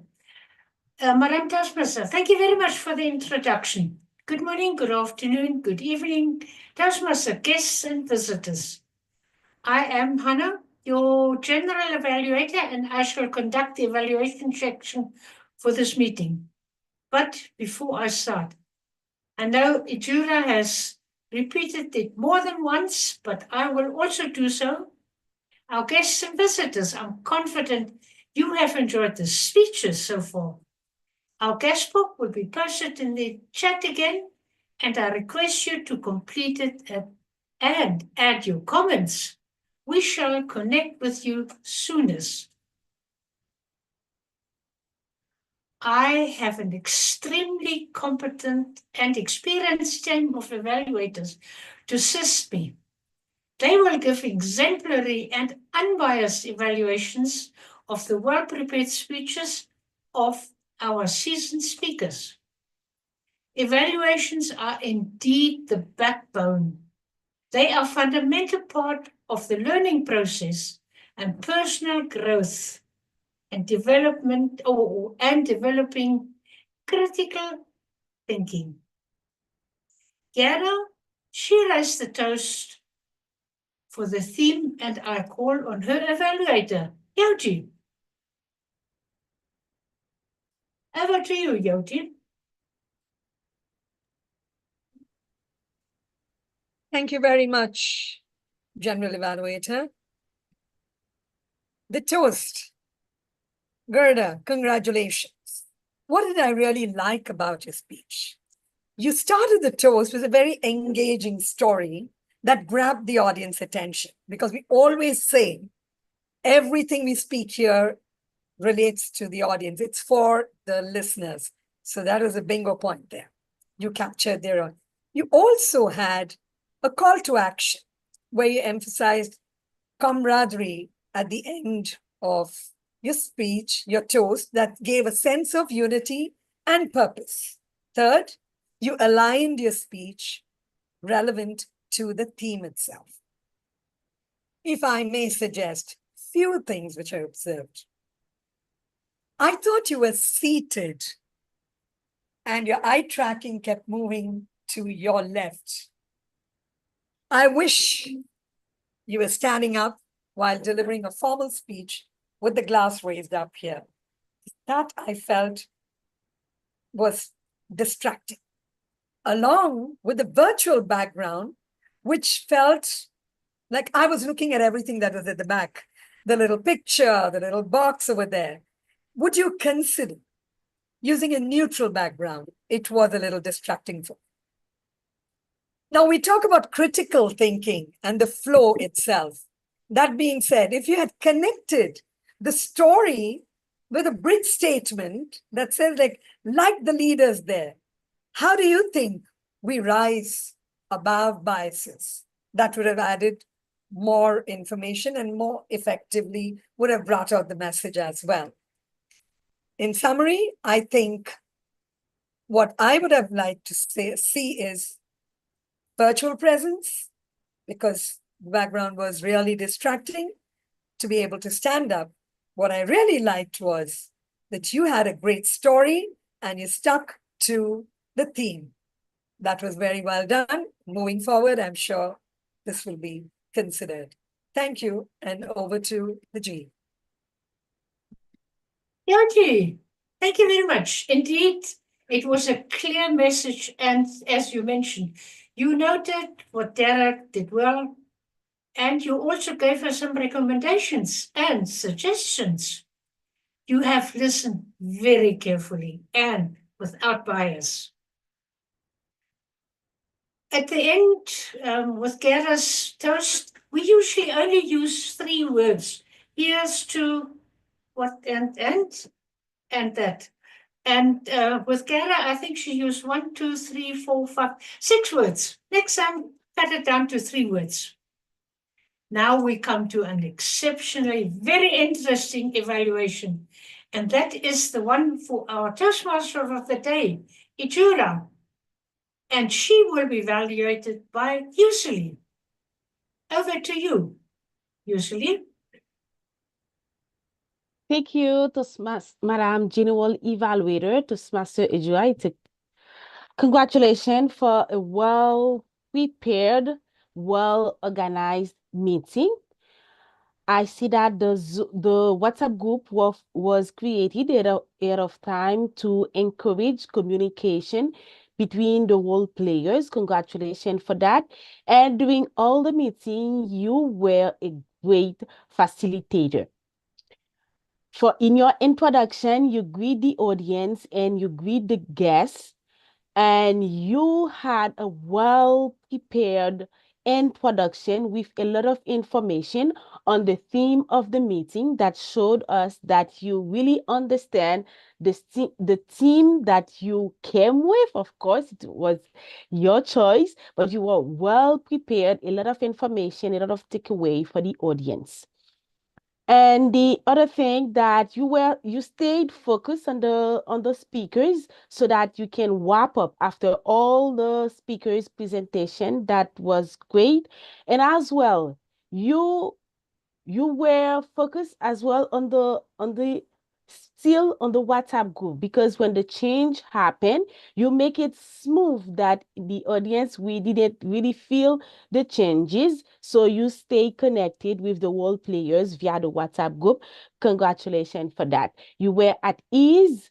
And there are some aspects that I would encourage you to work on for the next time. First, even if the introduction was great, it was a little bit too long, because you don't forget that the education speaker will develop more the theme on the meeting, so you can have a shorter introduction. And you repeat the SAA. When you repeat the SAA in your introduction, it's like you give your time away by repeating what was already said. And the other thing, you don't need to present the evaluators, because it's the job for the general evaluators to read the introduction of each speech evaluators. So next time you don't have to present you just call the evaluators, and for their introduction, the general evaluator will do that. Other than that, it was a great meeting. I enjoy it. And one thing I mentioned as well, that you stayed connected with the guests to make them feel welcome and make them feel at ease during the meeting. Congratulations for that. And waiting for you for your next meeting. Back to you, Madam General Evaluator. Yeah, thank you. Thank you very much, Yuseli. Pity that I didn't spotlight you on time. But we're all learning, and it will be the next one. Also, a very to the point evaluation of the Toastmaster of the day, mentioning all the aspects of an expert Toastmaster of the day, encouraging us to step up. And just to go back to Ejura, on Thursday when we had the training session, your Zoom presence wasn't quite right, but I'm glad that you have changed it and your Zoom presence today was 100%. Thank you, Ejura. What do you know about objective leadership? The one from our educational speaker, Terence. And his evaluator is Sandra. Over to you, Sandra.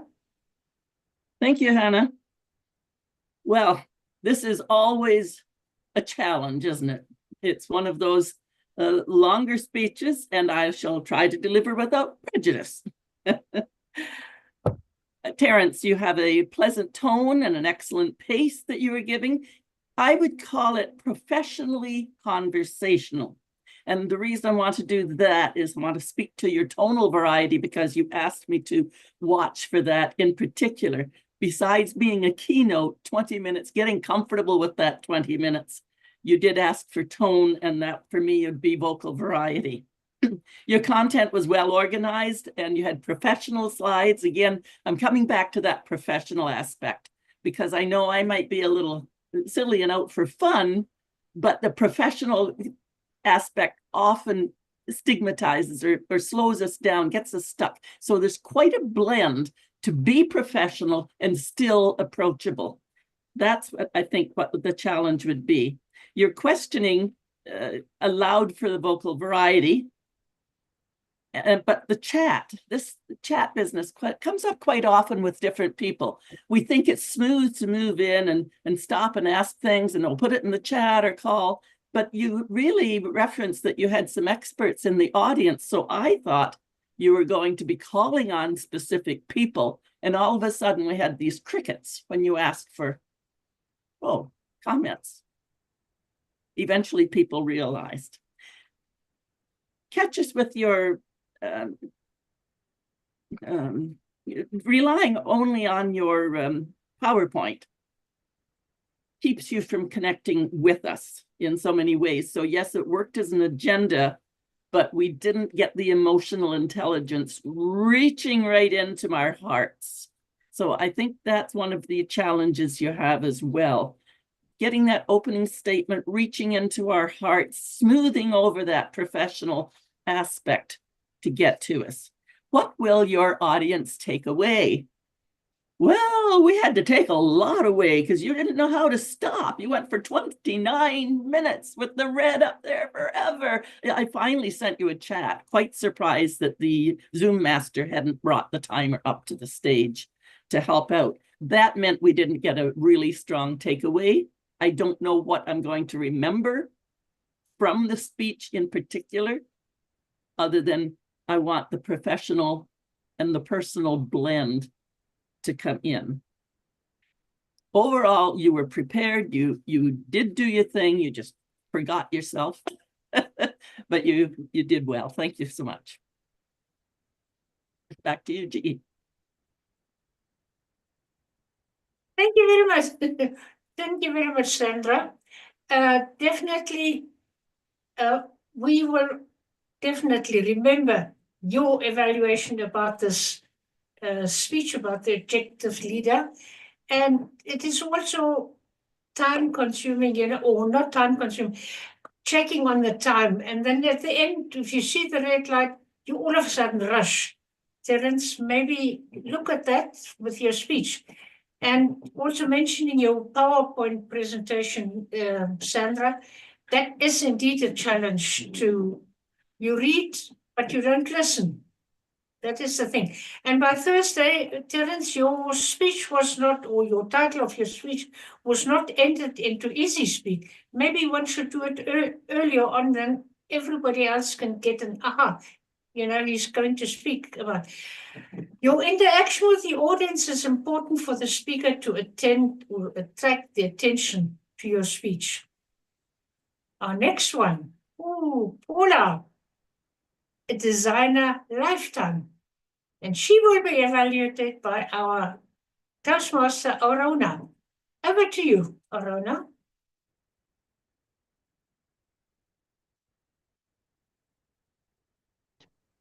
Thank you, Madam General.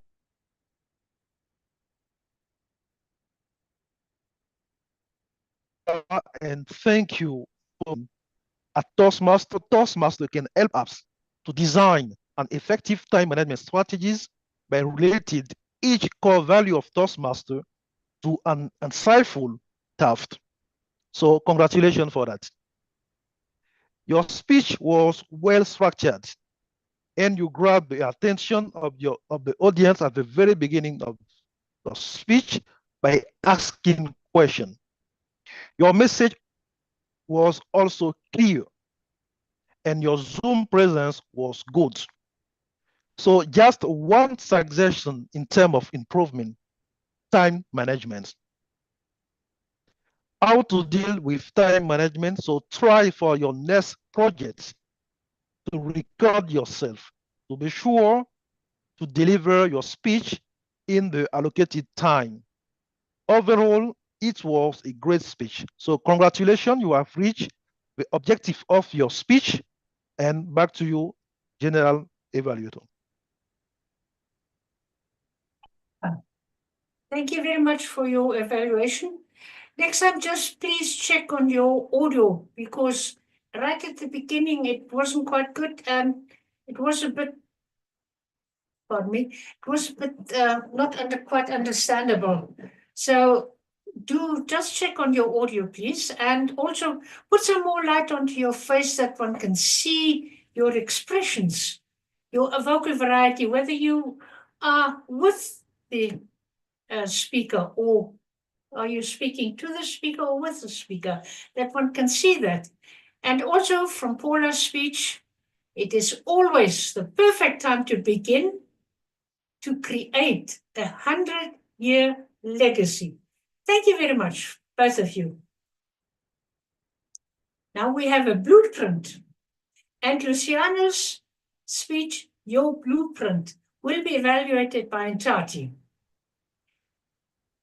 Over to you, Ntati. You cannot influence anyone if you cannot lead yours. A very powerful rider to the quotation from John Maxwell. This ultimately became the core message in Luciano's speech. Madam General Evaluator, Luciano achieved the objective of his project, and congratulations to him. He was very effective in that the title of his speech effectively kept a cloud of curiosity and thus kept me curious, as it did not disclose the message he was coming to present in today's meeting. He demonstrated exceptional clarity in his spoken language, articulating his ideas with great precision and very simple. His use of straightforward vocabulary and the use of concise sentences made it easy for me to follow and understand his message. Furthermore, he listed the 8 leadership styles and how he applied them. He applied the 4 and explained them and indicated that he underwent the test. His speech related with me, and it was very great. And he used great personal anecdote. His choice of words was very accurate, and he transited very smoothly. He used a great vocal variety, a very great improvement from previously. And areas of improvement he has to consider and rehearse his speech to ensure that his time allocated is not exceeded. And also, he should avoid the unpleasant pleasantries or thank you and repetitions. In summary, vocal variety excelled, and his speech was relatable and a great improvement. Adhering to time is very important. Back to you, Madam General Evaluator. Ntati, thank you very much for that effective evaluation. and letting us know what Luciano did well in his speech, and especially your English language and explaining it is immaculate. But with you and with Luciano, I'd like to speak to you about your Zoom presence. With Luciano, his head was nearly above the screen, and with you were nearly hiding below the screen. So please adjust your cameras, both of you, and that we can see your facial expressions for Luciano, especially. With his blueprint speech, one couldn't see the face, his facial expressions and his vocal variety also with that. Thank you very much. And our next one is my neighbor, Nzinga. The two-way street, that will be evaluated by Dan. Over to you, Dan. Thank you, Madam General Evaluator, and thank you, Nzinga, for that enlightening speech about mentoring. You're very warm. In fact, what I'm going to evaluate is on, of course, the three different aspects, what you excelled at, what you may want to work on, and then to challenge yourself. Beginning, of course, began very well. As you are introduced, you went in, as it flowed in very well. You are pleasant, you are smiling, and said, indeed, it is a two-way street. So that brought it in, and your warmth there was great. Your personal story also brought it in, the aspect of mentoring very well home. Because one of the things about mentoring, you talked about your vulnerability, you talked about how you had thought, why would I listen to anybody young from school? You brought it out very well. So sometimes some people do not listen to a mentor. And that was brought out well. And then how your boss put you on, and then how you had to reflect. This was brought well. You brought then in the aspect of, in Toastmasters mentoring, 10 years later, I realized I had mentoring before. So you don't brought in about Toastmasters mentoring, but I felt you rushed, you just mentioned it. You did not go into what Toastmasters mentoring is. And there you could actually challenge yourself there. Bring a comparison. What is the comparison between the life mentoring at work and Toastmasters mentoring and what it takes? But very well done with the story. It inspired us to say, yes, sometimes we're still having prejudice that blocks us from actually learning something, have a clear mind, and then maybe the aspect of how the mentor, without maybe pointing it out, you just alluded to it, but maybe pointing out, reflect on what your goal is. This was very well done. I think it inspired us to say, how do we take our mentoring journey and what can we learn from it? Well done, Zinga, with this. Just consider probably talking more about what the Toastmasters mentoring should actually be in comparison to normal mentoring. But well done with that. Thank you. And I look forward to listening to more of your speeches. Back to you, Madam General Evaluator. Dan, thank you very much for your evaluation. Also, mentioning your audio is also not quite as clear as it should be as with all the others. And evaluating Nzinga with the 3 points you mentioned, yet 2 minutes is a bit too short for mentioning all 3 points of your evaluation. And also mentioning that what you did well and what you can improve on. That is what the evaluations are all about. Nzinga, what are your goals? Our next speaker, she will take action. And it's Lydia. And Lydia will be evaluated by Paramjit. Over to you, Paramjit. Thank you very much, General Evaluator, Toastmaster Hannah. Take action. Negotiate which will take you in a long way. This is where most of the time I got stuck up.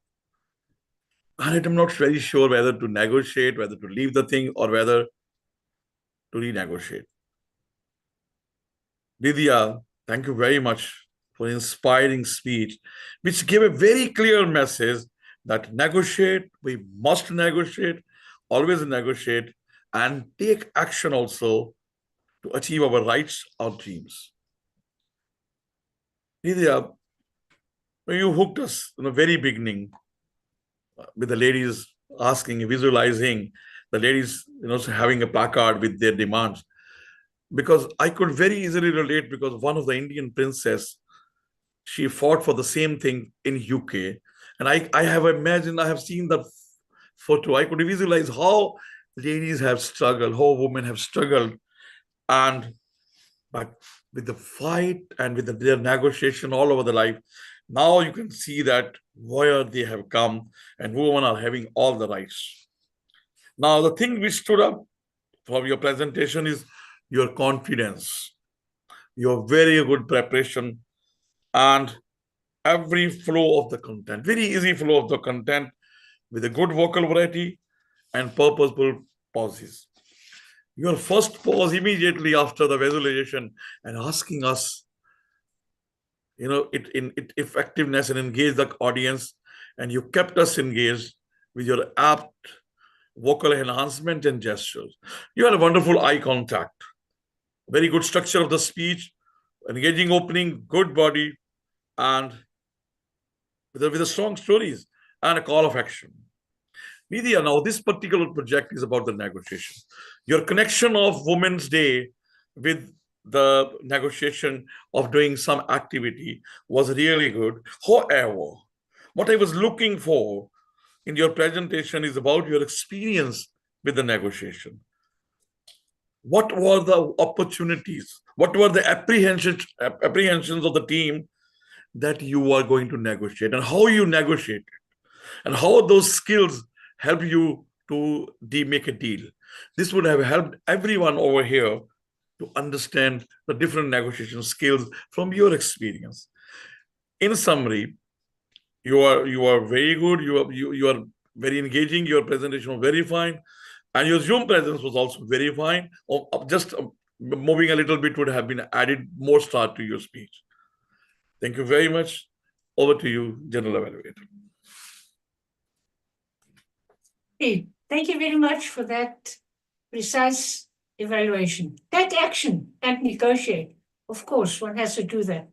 And you also mentioned about the very clear and concise evaluation, or I do, about all her aspects, her eye contact, her vocal variety, her Zoom presence. And also mentioning it, or call to action, your call to action to Lydia. What are her experiences about her negotiations?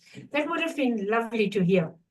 Ladies and gentlemen, Lydia's speech has improved tremendously since her practice session on Tuesday. And thanks for that opportunity.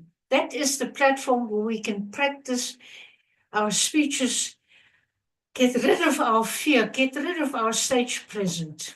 Thank you very much, Lydia. And Lydia always take an action, negotiate to make a difference. Our final speech. Alvin, where does confidence come from? That will be evaluated by Tony. Over to you, Tony. Okay, thank you, General Evaluator Hannah, and fellow Toastmasters, most welcome guests, and especially you, Alvin. Alvin, as we know, your project was motivational strategies, emphasis on motivation. And your purpose was to deliver a message to us, a call to action, which, as we know, is practice, practice, practice. There's three things that I liked. Many things I like, but three I'll mention. I have two suggestions I'm going to offer for your consideration. Then I'm going to tell you what I really liked. So first off, you hooked us in the first few seconds. Now, typically a speaker has 6 to 8 seconds to hook the audience, and you got me right away when you asked, how do we build confidence? Well, yeah, we were always, interested. That's why we're here. We're Toastmasters. We're trying to improve our confidence. You had me hooked. I'm sure you had the other members hooked as well. So well done on that. The second thing was your vocals, Alfred. Superb vocals. They were up, they were down, they were smooth. Like, for example, when you said, on fire, I got a little excited there. Good vocals. So that was really, really smooth. And the third thing I just led into, you were smooth. Alfred, you spoke like I wish I could speak. And I'm not just saying that. You had a flow. There was no stuttering. There was no glitches. It was like evidence of practice. You obviously were practicing. And before I knew it, your time was up and you delivered a lot of material. 2 ideas for you. I noticed from the very beginning through the very end, your eyes were somewhat aimed downward a bit. Not at the camera, because I don't think you and I virtually made eye contact. And I think perhaps, or likely, the others will probably say the same thing. Secondly, and that's going to be easy for you to fix, of course. And secondly, another easy thing for you to fix, but critical, really important for motivation. We needed a personal story of how practice actually improved your life. Give us a story. For example, I could tell you the time I crashed and burnt on February the 19th, 2009, and fell apart into a million pieces and got run over by a dump truck before I got flushed into the drain. That was so bad, and how practice helped me improve. And that's a true story. Stories compel people to do things to answer the call to action. It's needed for motivation. Tell us a story, and you got a lot of stories out there, because I could tell from the way you provided your presentation. And at the end, what I really liked is how I felt.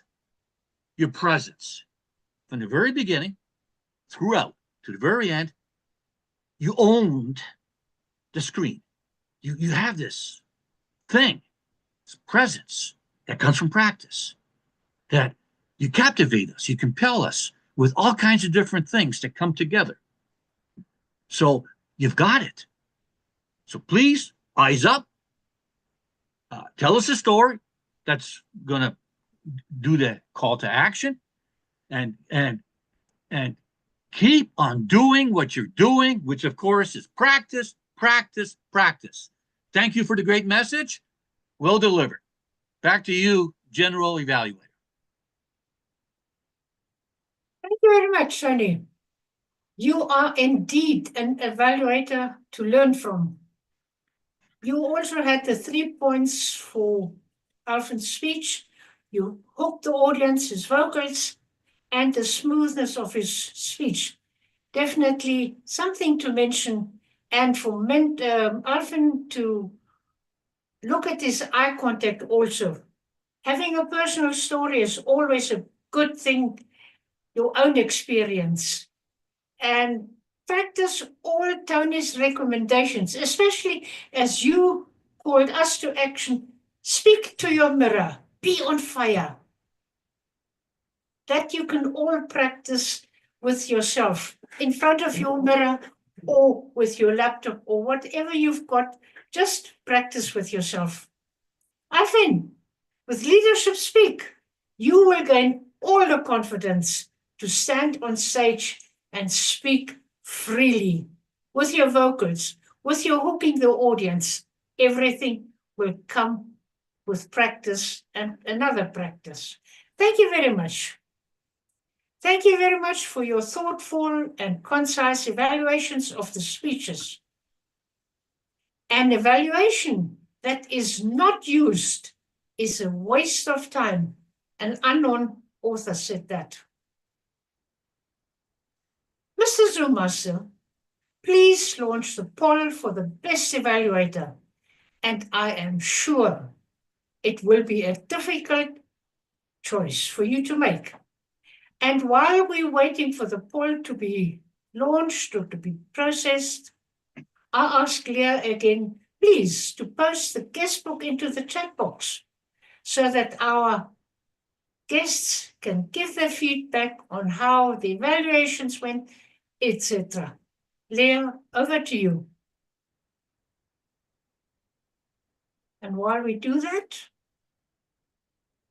I'll go on with my evaluation or by request.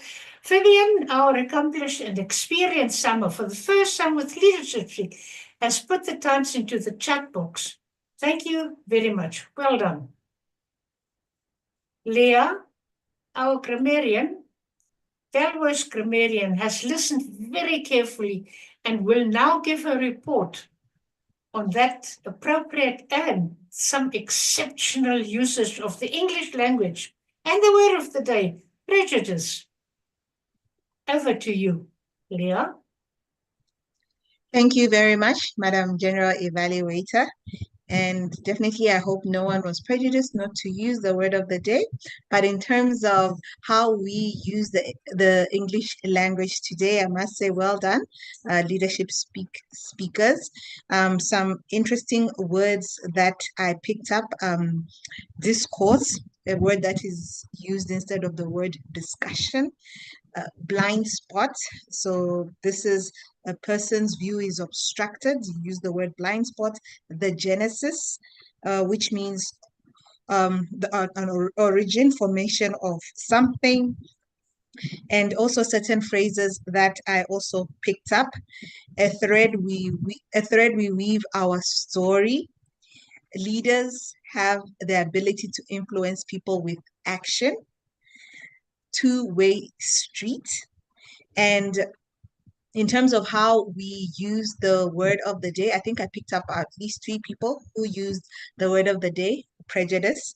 And obviously, I know our club is either bi or multilingual. So most of us, English is not our first language, but just one thing I'd like to caution all speakers is just be mindful of your prepositions, which are just words that I used before a noun. So these are words like in, at, on, or to. So just be mindful in terms of how you use those words in your sentences. As you are constructing your speeches, as they can either break your sentence or make your sentence. Other than that, well done in the use of the English language today. Back to you, Madam General Evaluator. Yeah, thank you very much, our valuable grammarian, for observing our English. Yes, of course, it is a bit difficult to have a person whose home language is not English, to construct a proper sentence. Use ChatGPT, they'll help you. Thank you very much for all of that. And now we have our Bram. He will take over the training sessions and tell us all about what we did and what we should do. Over to you, Bram. Oops, he's gone. Bram, his screen is empty. There you are. Over to you, Bram. You're muted. I'm waiting to be spotlighted. Thank you. Okay. Where's the spotlighter? There you are. Ah, at last. There we go. Thank you very much. And I hope you can hear me well because I'm using a brand new system. So I just want to say cheers to everyone with Dorman's coffee, of course. Thank you, Rosie. It's beautiful. It's wonderful. And it tastes better in a Toastmasters mug, Rosie. Thank you very much. Now, ladies and gentlemen, evaluations and our presentations. Today, we heard some great presentations, wonderfully prepared. We want to take them all to the next level as we were, our focus is on critical thinking, the content. Is the content thought through critically? And how do we think about the content critically is simply what was in it for the audiences. Every presentation, even this meeting, is all about the audience. The Toastmaster of the day knows it's all about the audience. Every person that came on here and spoke or whatever they did, it's always about the audience in the end. What is the audience's takeaway? Having put that in our heads and really crafting everything from that perspective, we begin to understand what critical thinking really is. If this is the takeaway for the audience, how am I going to craft this meeting? How am I going to craft this particular presentation? What's going to be my beginning? What's going to be my title? I find when evaluators are coming on, some of our evaluators, they're still first focusing on the delivery. The first focus should be on content. 40 to 50% is really content, even more actually.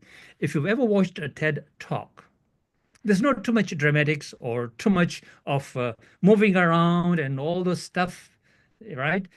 They're staying on a small circle and they're speaking professionally. They just move around a little bit, but it is their content and how well thought out it is and how they begin the presentation, how they were introduced to come on and start their presentation. That's what we ask for a speaker's introduction as well. So how do you want to be introduced so that the audience are prepped up for you to listen to you? I would suggest the general evaluator to focus on critical thinking and mention critical thinking or where it was missing. This is our key thing because every speaker who speaks here is really practicing to do that presentation in real life outside of Toastmasters. That's why we are called an advanced club. So those sort of thinking should be present in our presentations. We are getting along. We are getting much, much better. Jyoti's evaluation was just amazing, very well done. Tony's evaluation was very well done. Just need a bit of tweaking. And if you can just spotlight Nzinga here for me for a second, because me and Nzinga are working on this project for the club to help the club along. If you can quickly find Nzinga and spotlight her for me. Hi, Nzinga, how are you doing? Hello, doing fine, Bram. So I'll ask the Zoom master to please be cognizant. Things change quickly. So if you can spotlight me and Nzinga, that'll be great. I'll wait for a second. Bear with me. I know we are at the green light. So Mr. Zoom master, please, if you can, and Paramjit, if you can help the Zoom master, that'll be great.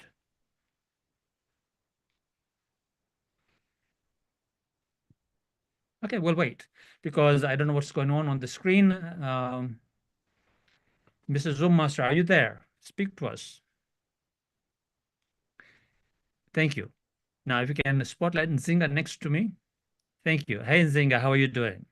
Hello, doing great, Bram. I hope you are as well. Thank you.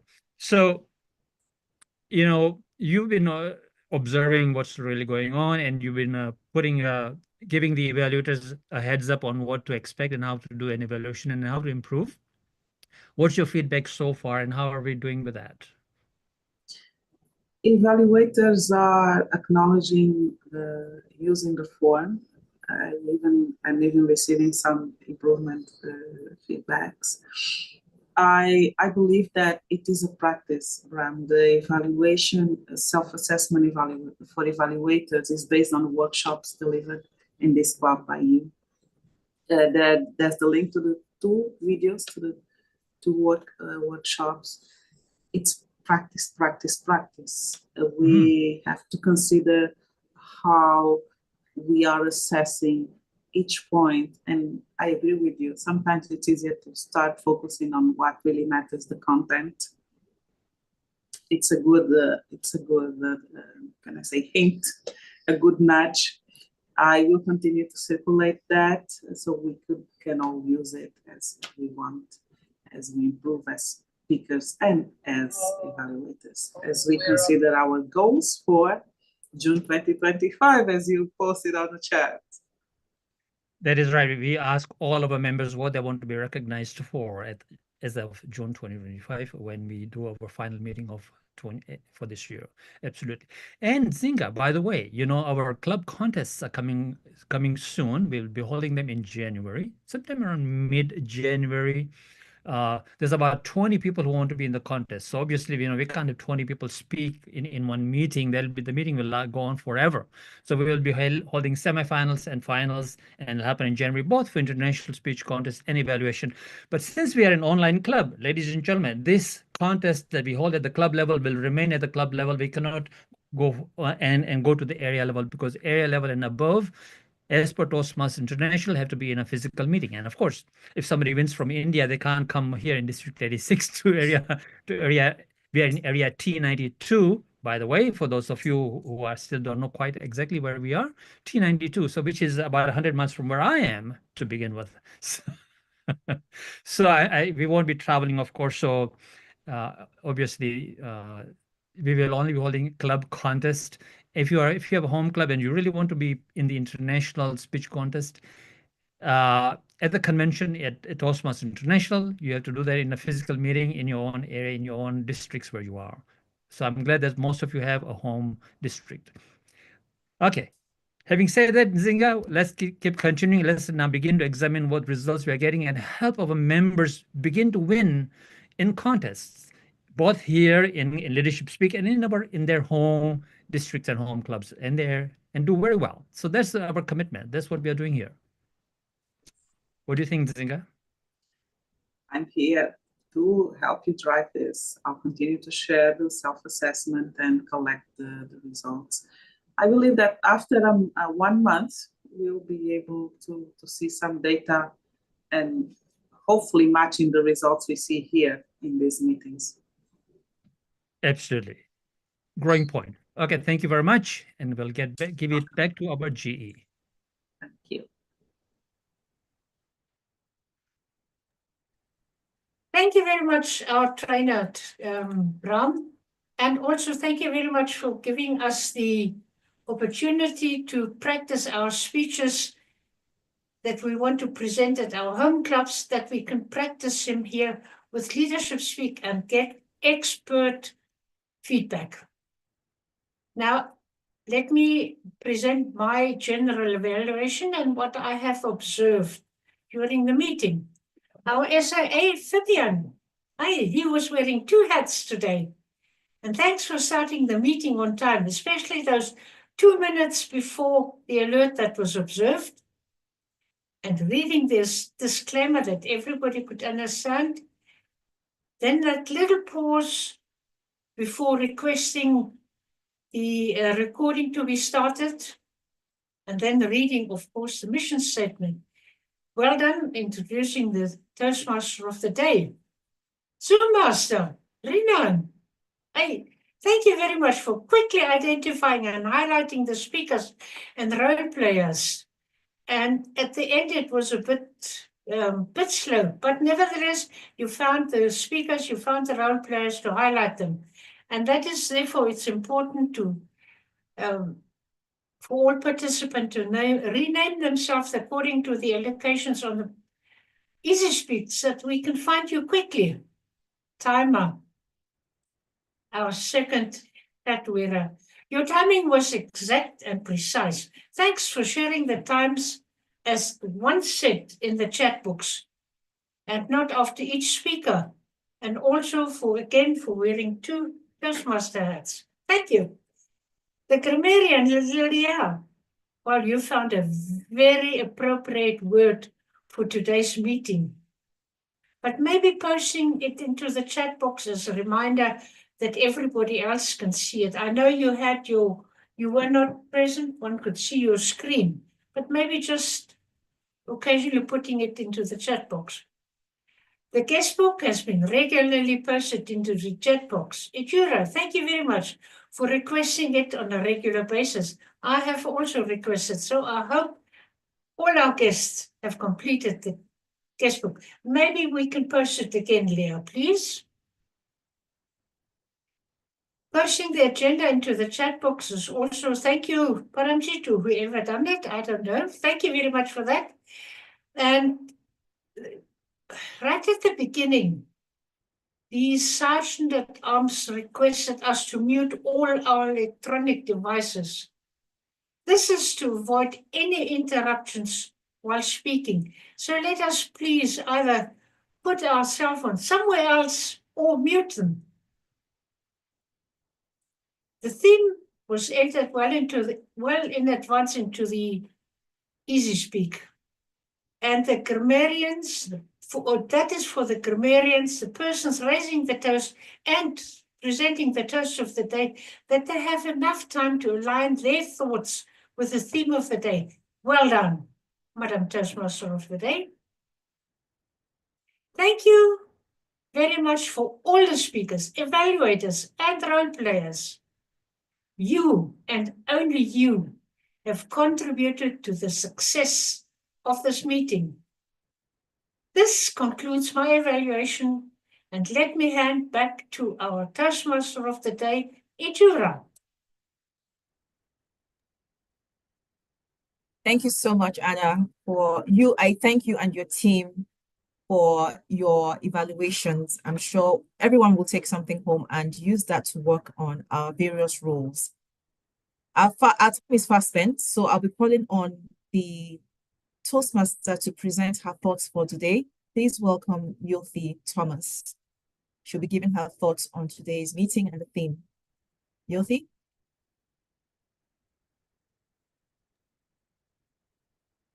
Is Yofi there? Okay.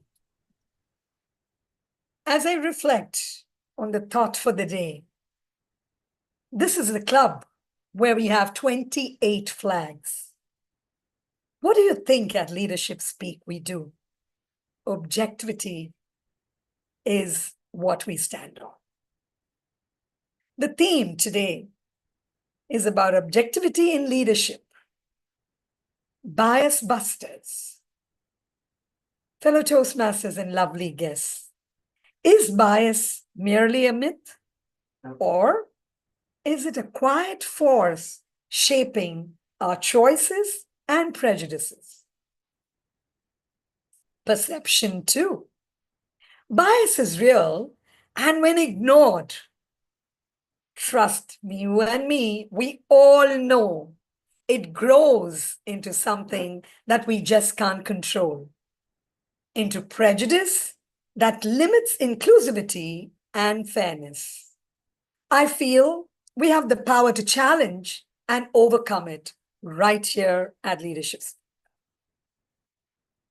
It encourages us to examine the hidden prejudices influencing our decisions. As leaders, it is our responsibility to recognize these patterns and rise above them all. I'm going to leave you all with a thought. Are our decisions rooted in fairness? Are we clear of unseen prejudices that's shaping our paths? Think about it. Objectivity in leadership is the cornerstone of great leadership and the foundation of an organization. Let's commit for it. Thank you, and over to the Toastmaster of the Day. It was fantastic. Thank you so much, Yofi, for that wonderful summary of your thoughts on today's meeting and the theme of today's meeting. Very well done to you, ma'am. Okay, so now we'll be moving on to, I'll ask the Zoom master to please present the awards for the best effort speaker and the best effort evaluator, while I give my simple thoughts on today's meeting and the theme and the summary. And I'll simply say this.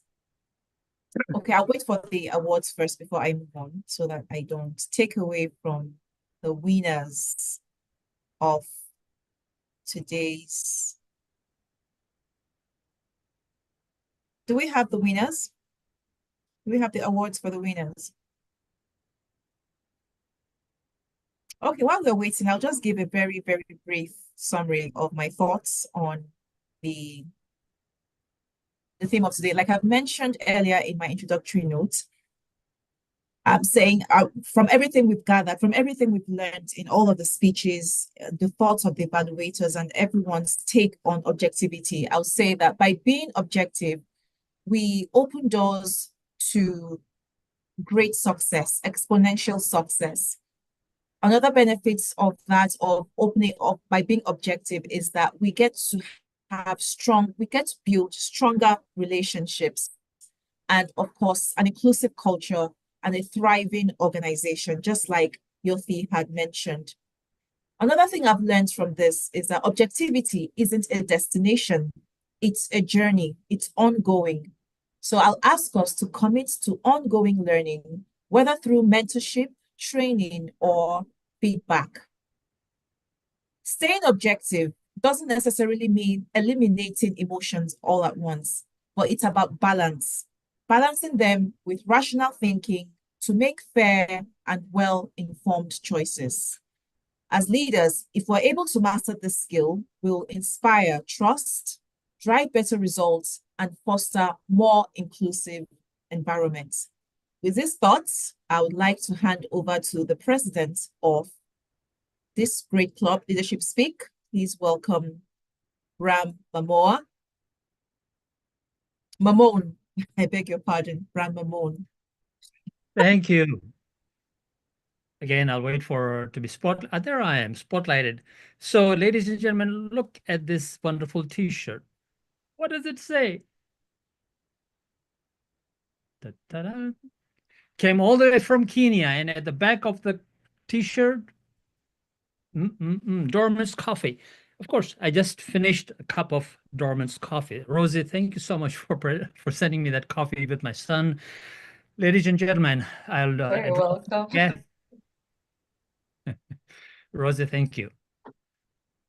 Just to address our guests. Oh, by the way, why Dorman's coffee? Of course, the best coffee on the planet. It's from Kenya, right? So You got it. thanks. We have a couple of guests, I believe. Let's see now. And I've only addressed the guests who've been who are newer guests. Those guests who keep coming, we will just pass them over because we don't have that too much time. They can leave us a comment in the chat if they wish. But Bridget Pinto is here. If you can put on your video, Bridget, if you would want to have a word with us. And Nelly Kimani. Hey, Bridget, how are you? Good morning, Brahman, everyone. I'm unable to put on my video at this time. I'm sorry, but I quite enjoyed this session. It's not my first visit. I was very intrigued by the presentation on the objectivity of leadership and the biases, because it's something that I'm very interested in. Many times we express the biases and we feel that we do not have any biases, but in fact, we are governed by them, the things that we do and the things that we say. And I quite enjoy the other speakers as well, like the one about the designing the time and how we use our time. And I am guilty of that, not using my time sometimes wisely, but I will come again. Thank you. Thank you. And you're right, Bridget, we don't know what we don't know. So our biases creep in when we don't know what we don't know, or we impose our limitations on others, right? And self-awareness is the key, which as self-directed leaders, we are determined to become more self-aware. Thank you, Bridget. Nelly Kimani, are you there? Hello, Nelly. Yes, I am. How did you I find this? enjoyed coming for the meetings. I'm not a guest. I'm a repeat guest, if there's something like that. Yes, I look forward to these meetings because of the aspect of critical thinking. That is why I keep coming. I enjoy the meetings. Nelly, what's keeping you from becoming a member? I've not reached the level 3. I'm not there yet. How long will you be before you get there? Whoa, I don't know. I don't know. Which is not a trick question, because as Toastmaster we need to have a strategic plan. Especially if you are in Leadership Speak, we would ask you what's your strategic plan and keep to that plan. So it's saw the ability to plan forward, right? Yeah, absolutely. No Yes. worries. No worries at all. Yeah. And of course, Bridget Pinto as well, the invitation is open to you to become a member, since you've been here a couple of times before. And with that, I think I've addressed all the guests that we need to address. So I will pass this back on to Ajura. Ajura, it's all yours. Okay, thank you, Bram, for that. Right, so I believe we have the awards ready. So if you can just post them for the best effort speaker and best effort evaluator. Oh, yay. So for the best evaluator, we have the distinguished Toastmaster, Tony Bratchett. Oh, wow. Yay, Alfred, Tony. Alfred motivated me. Have Toastmaster Alvin Albra, but he's not here. He had to leave. Well, congratulations to both of you. Well, very well done to you. The audience has spoken. We have our winners. Thank you very much for this session. I had a great time navigating this meeting from the beginning till the very end. And I want to thank you all for staying till this very moment. I hope you had a great time. I did. I took lots of nuggets and notes, and there was so much to learn from this, as always in Leadership Speak. I look forward to doing this again. Thank you so much. Meeting adjourned till the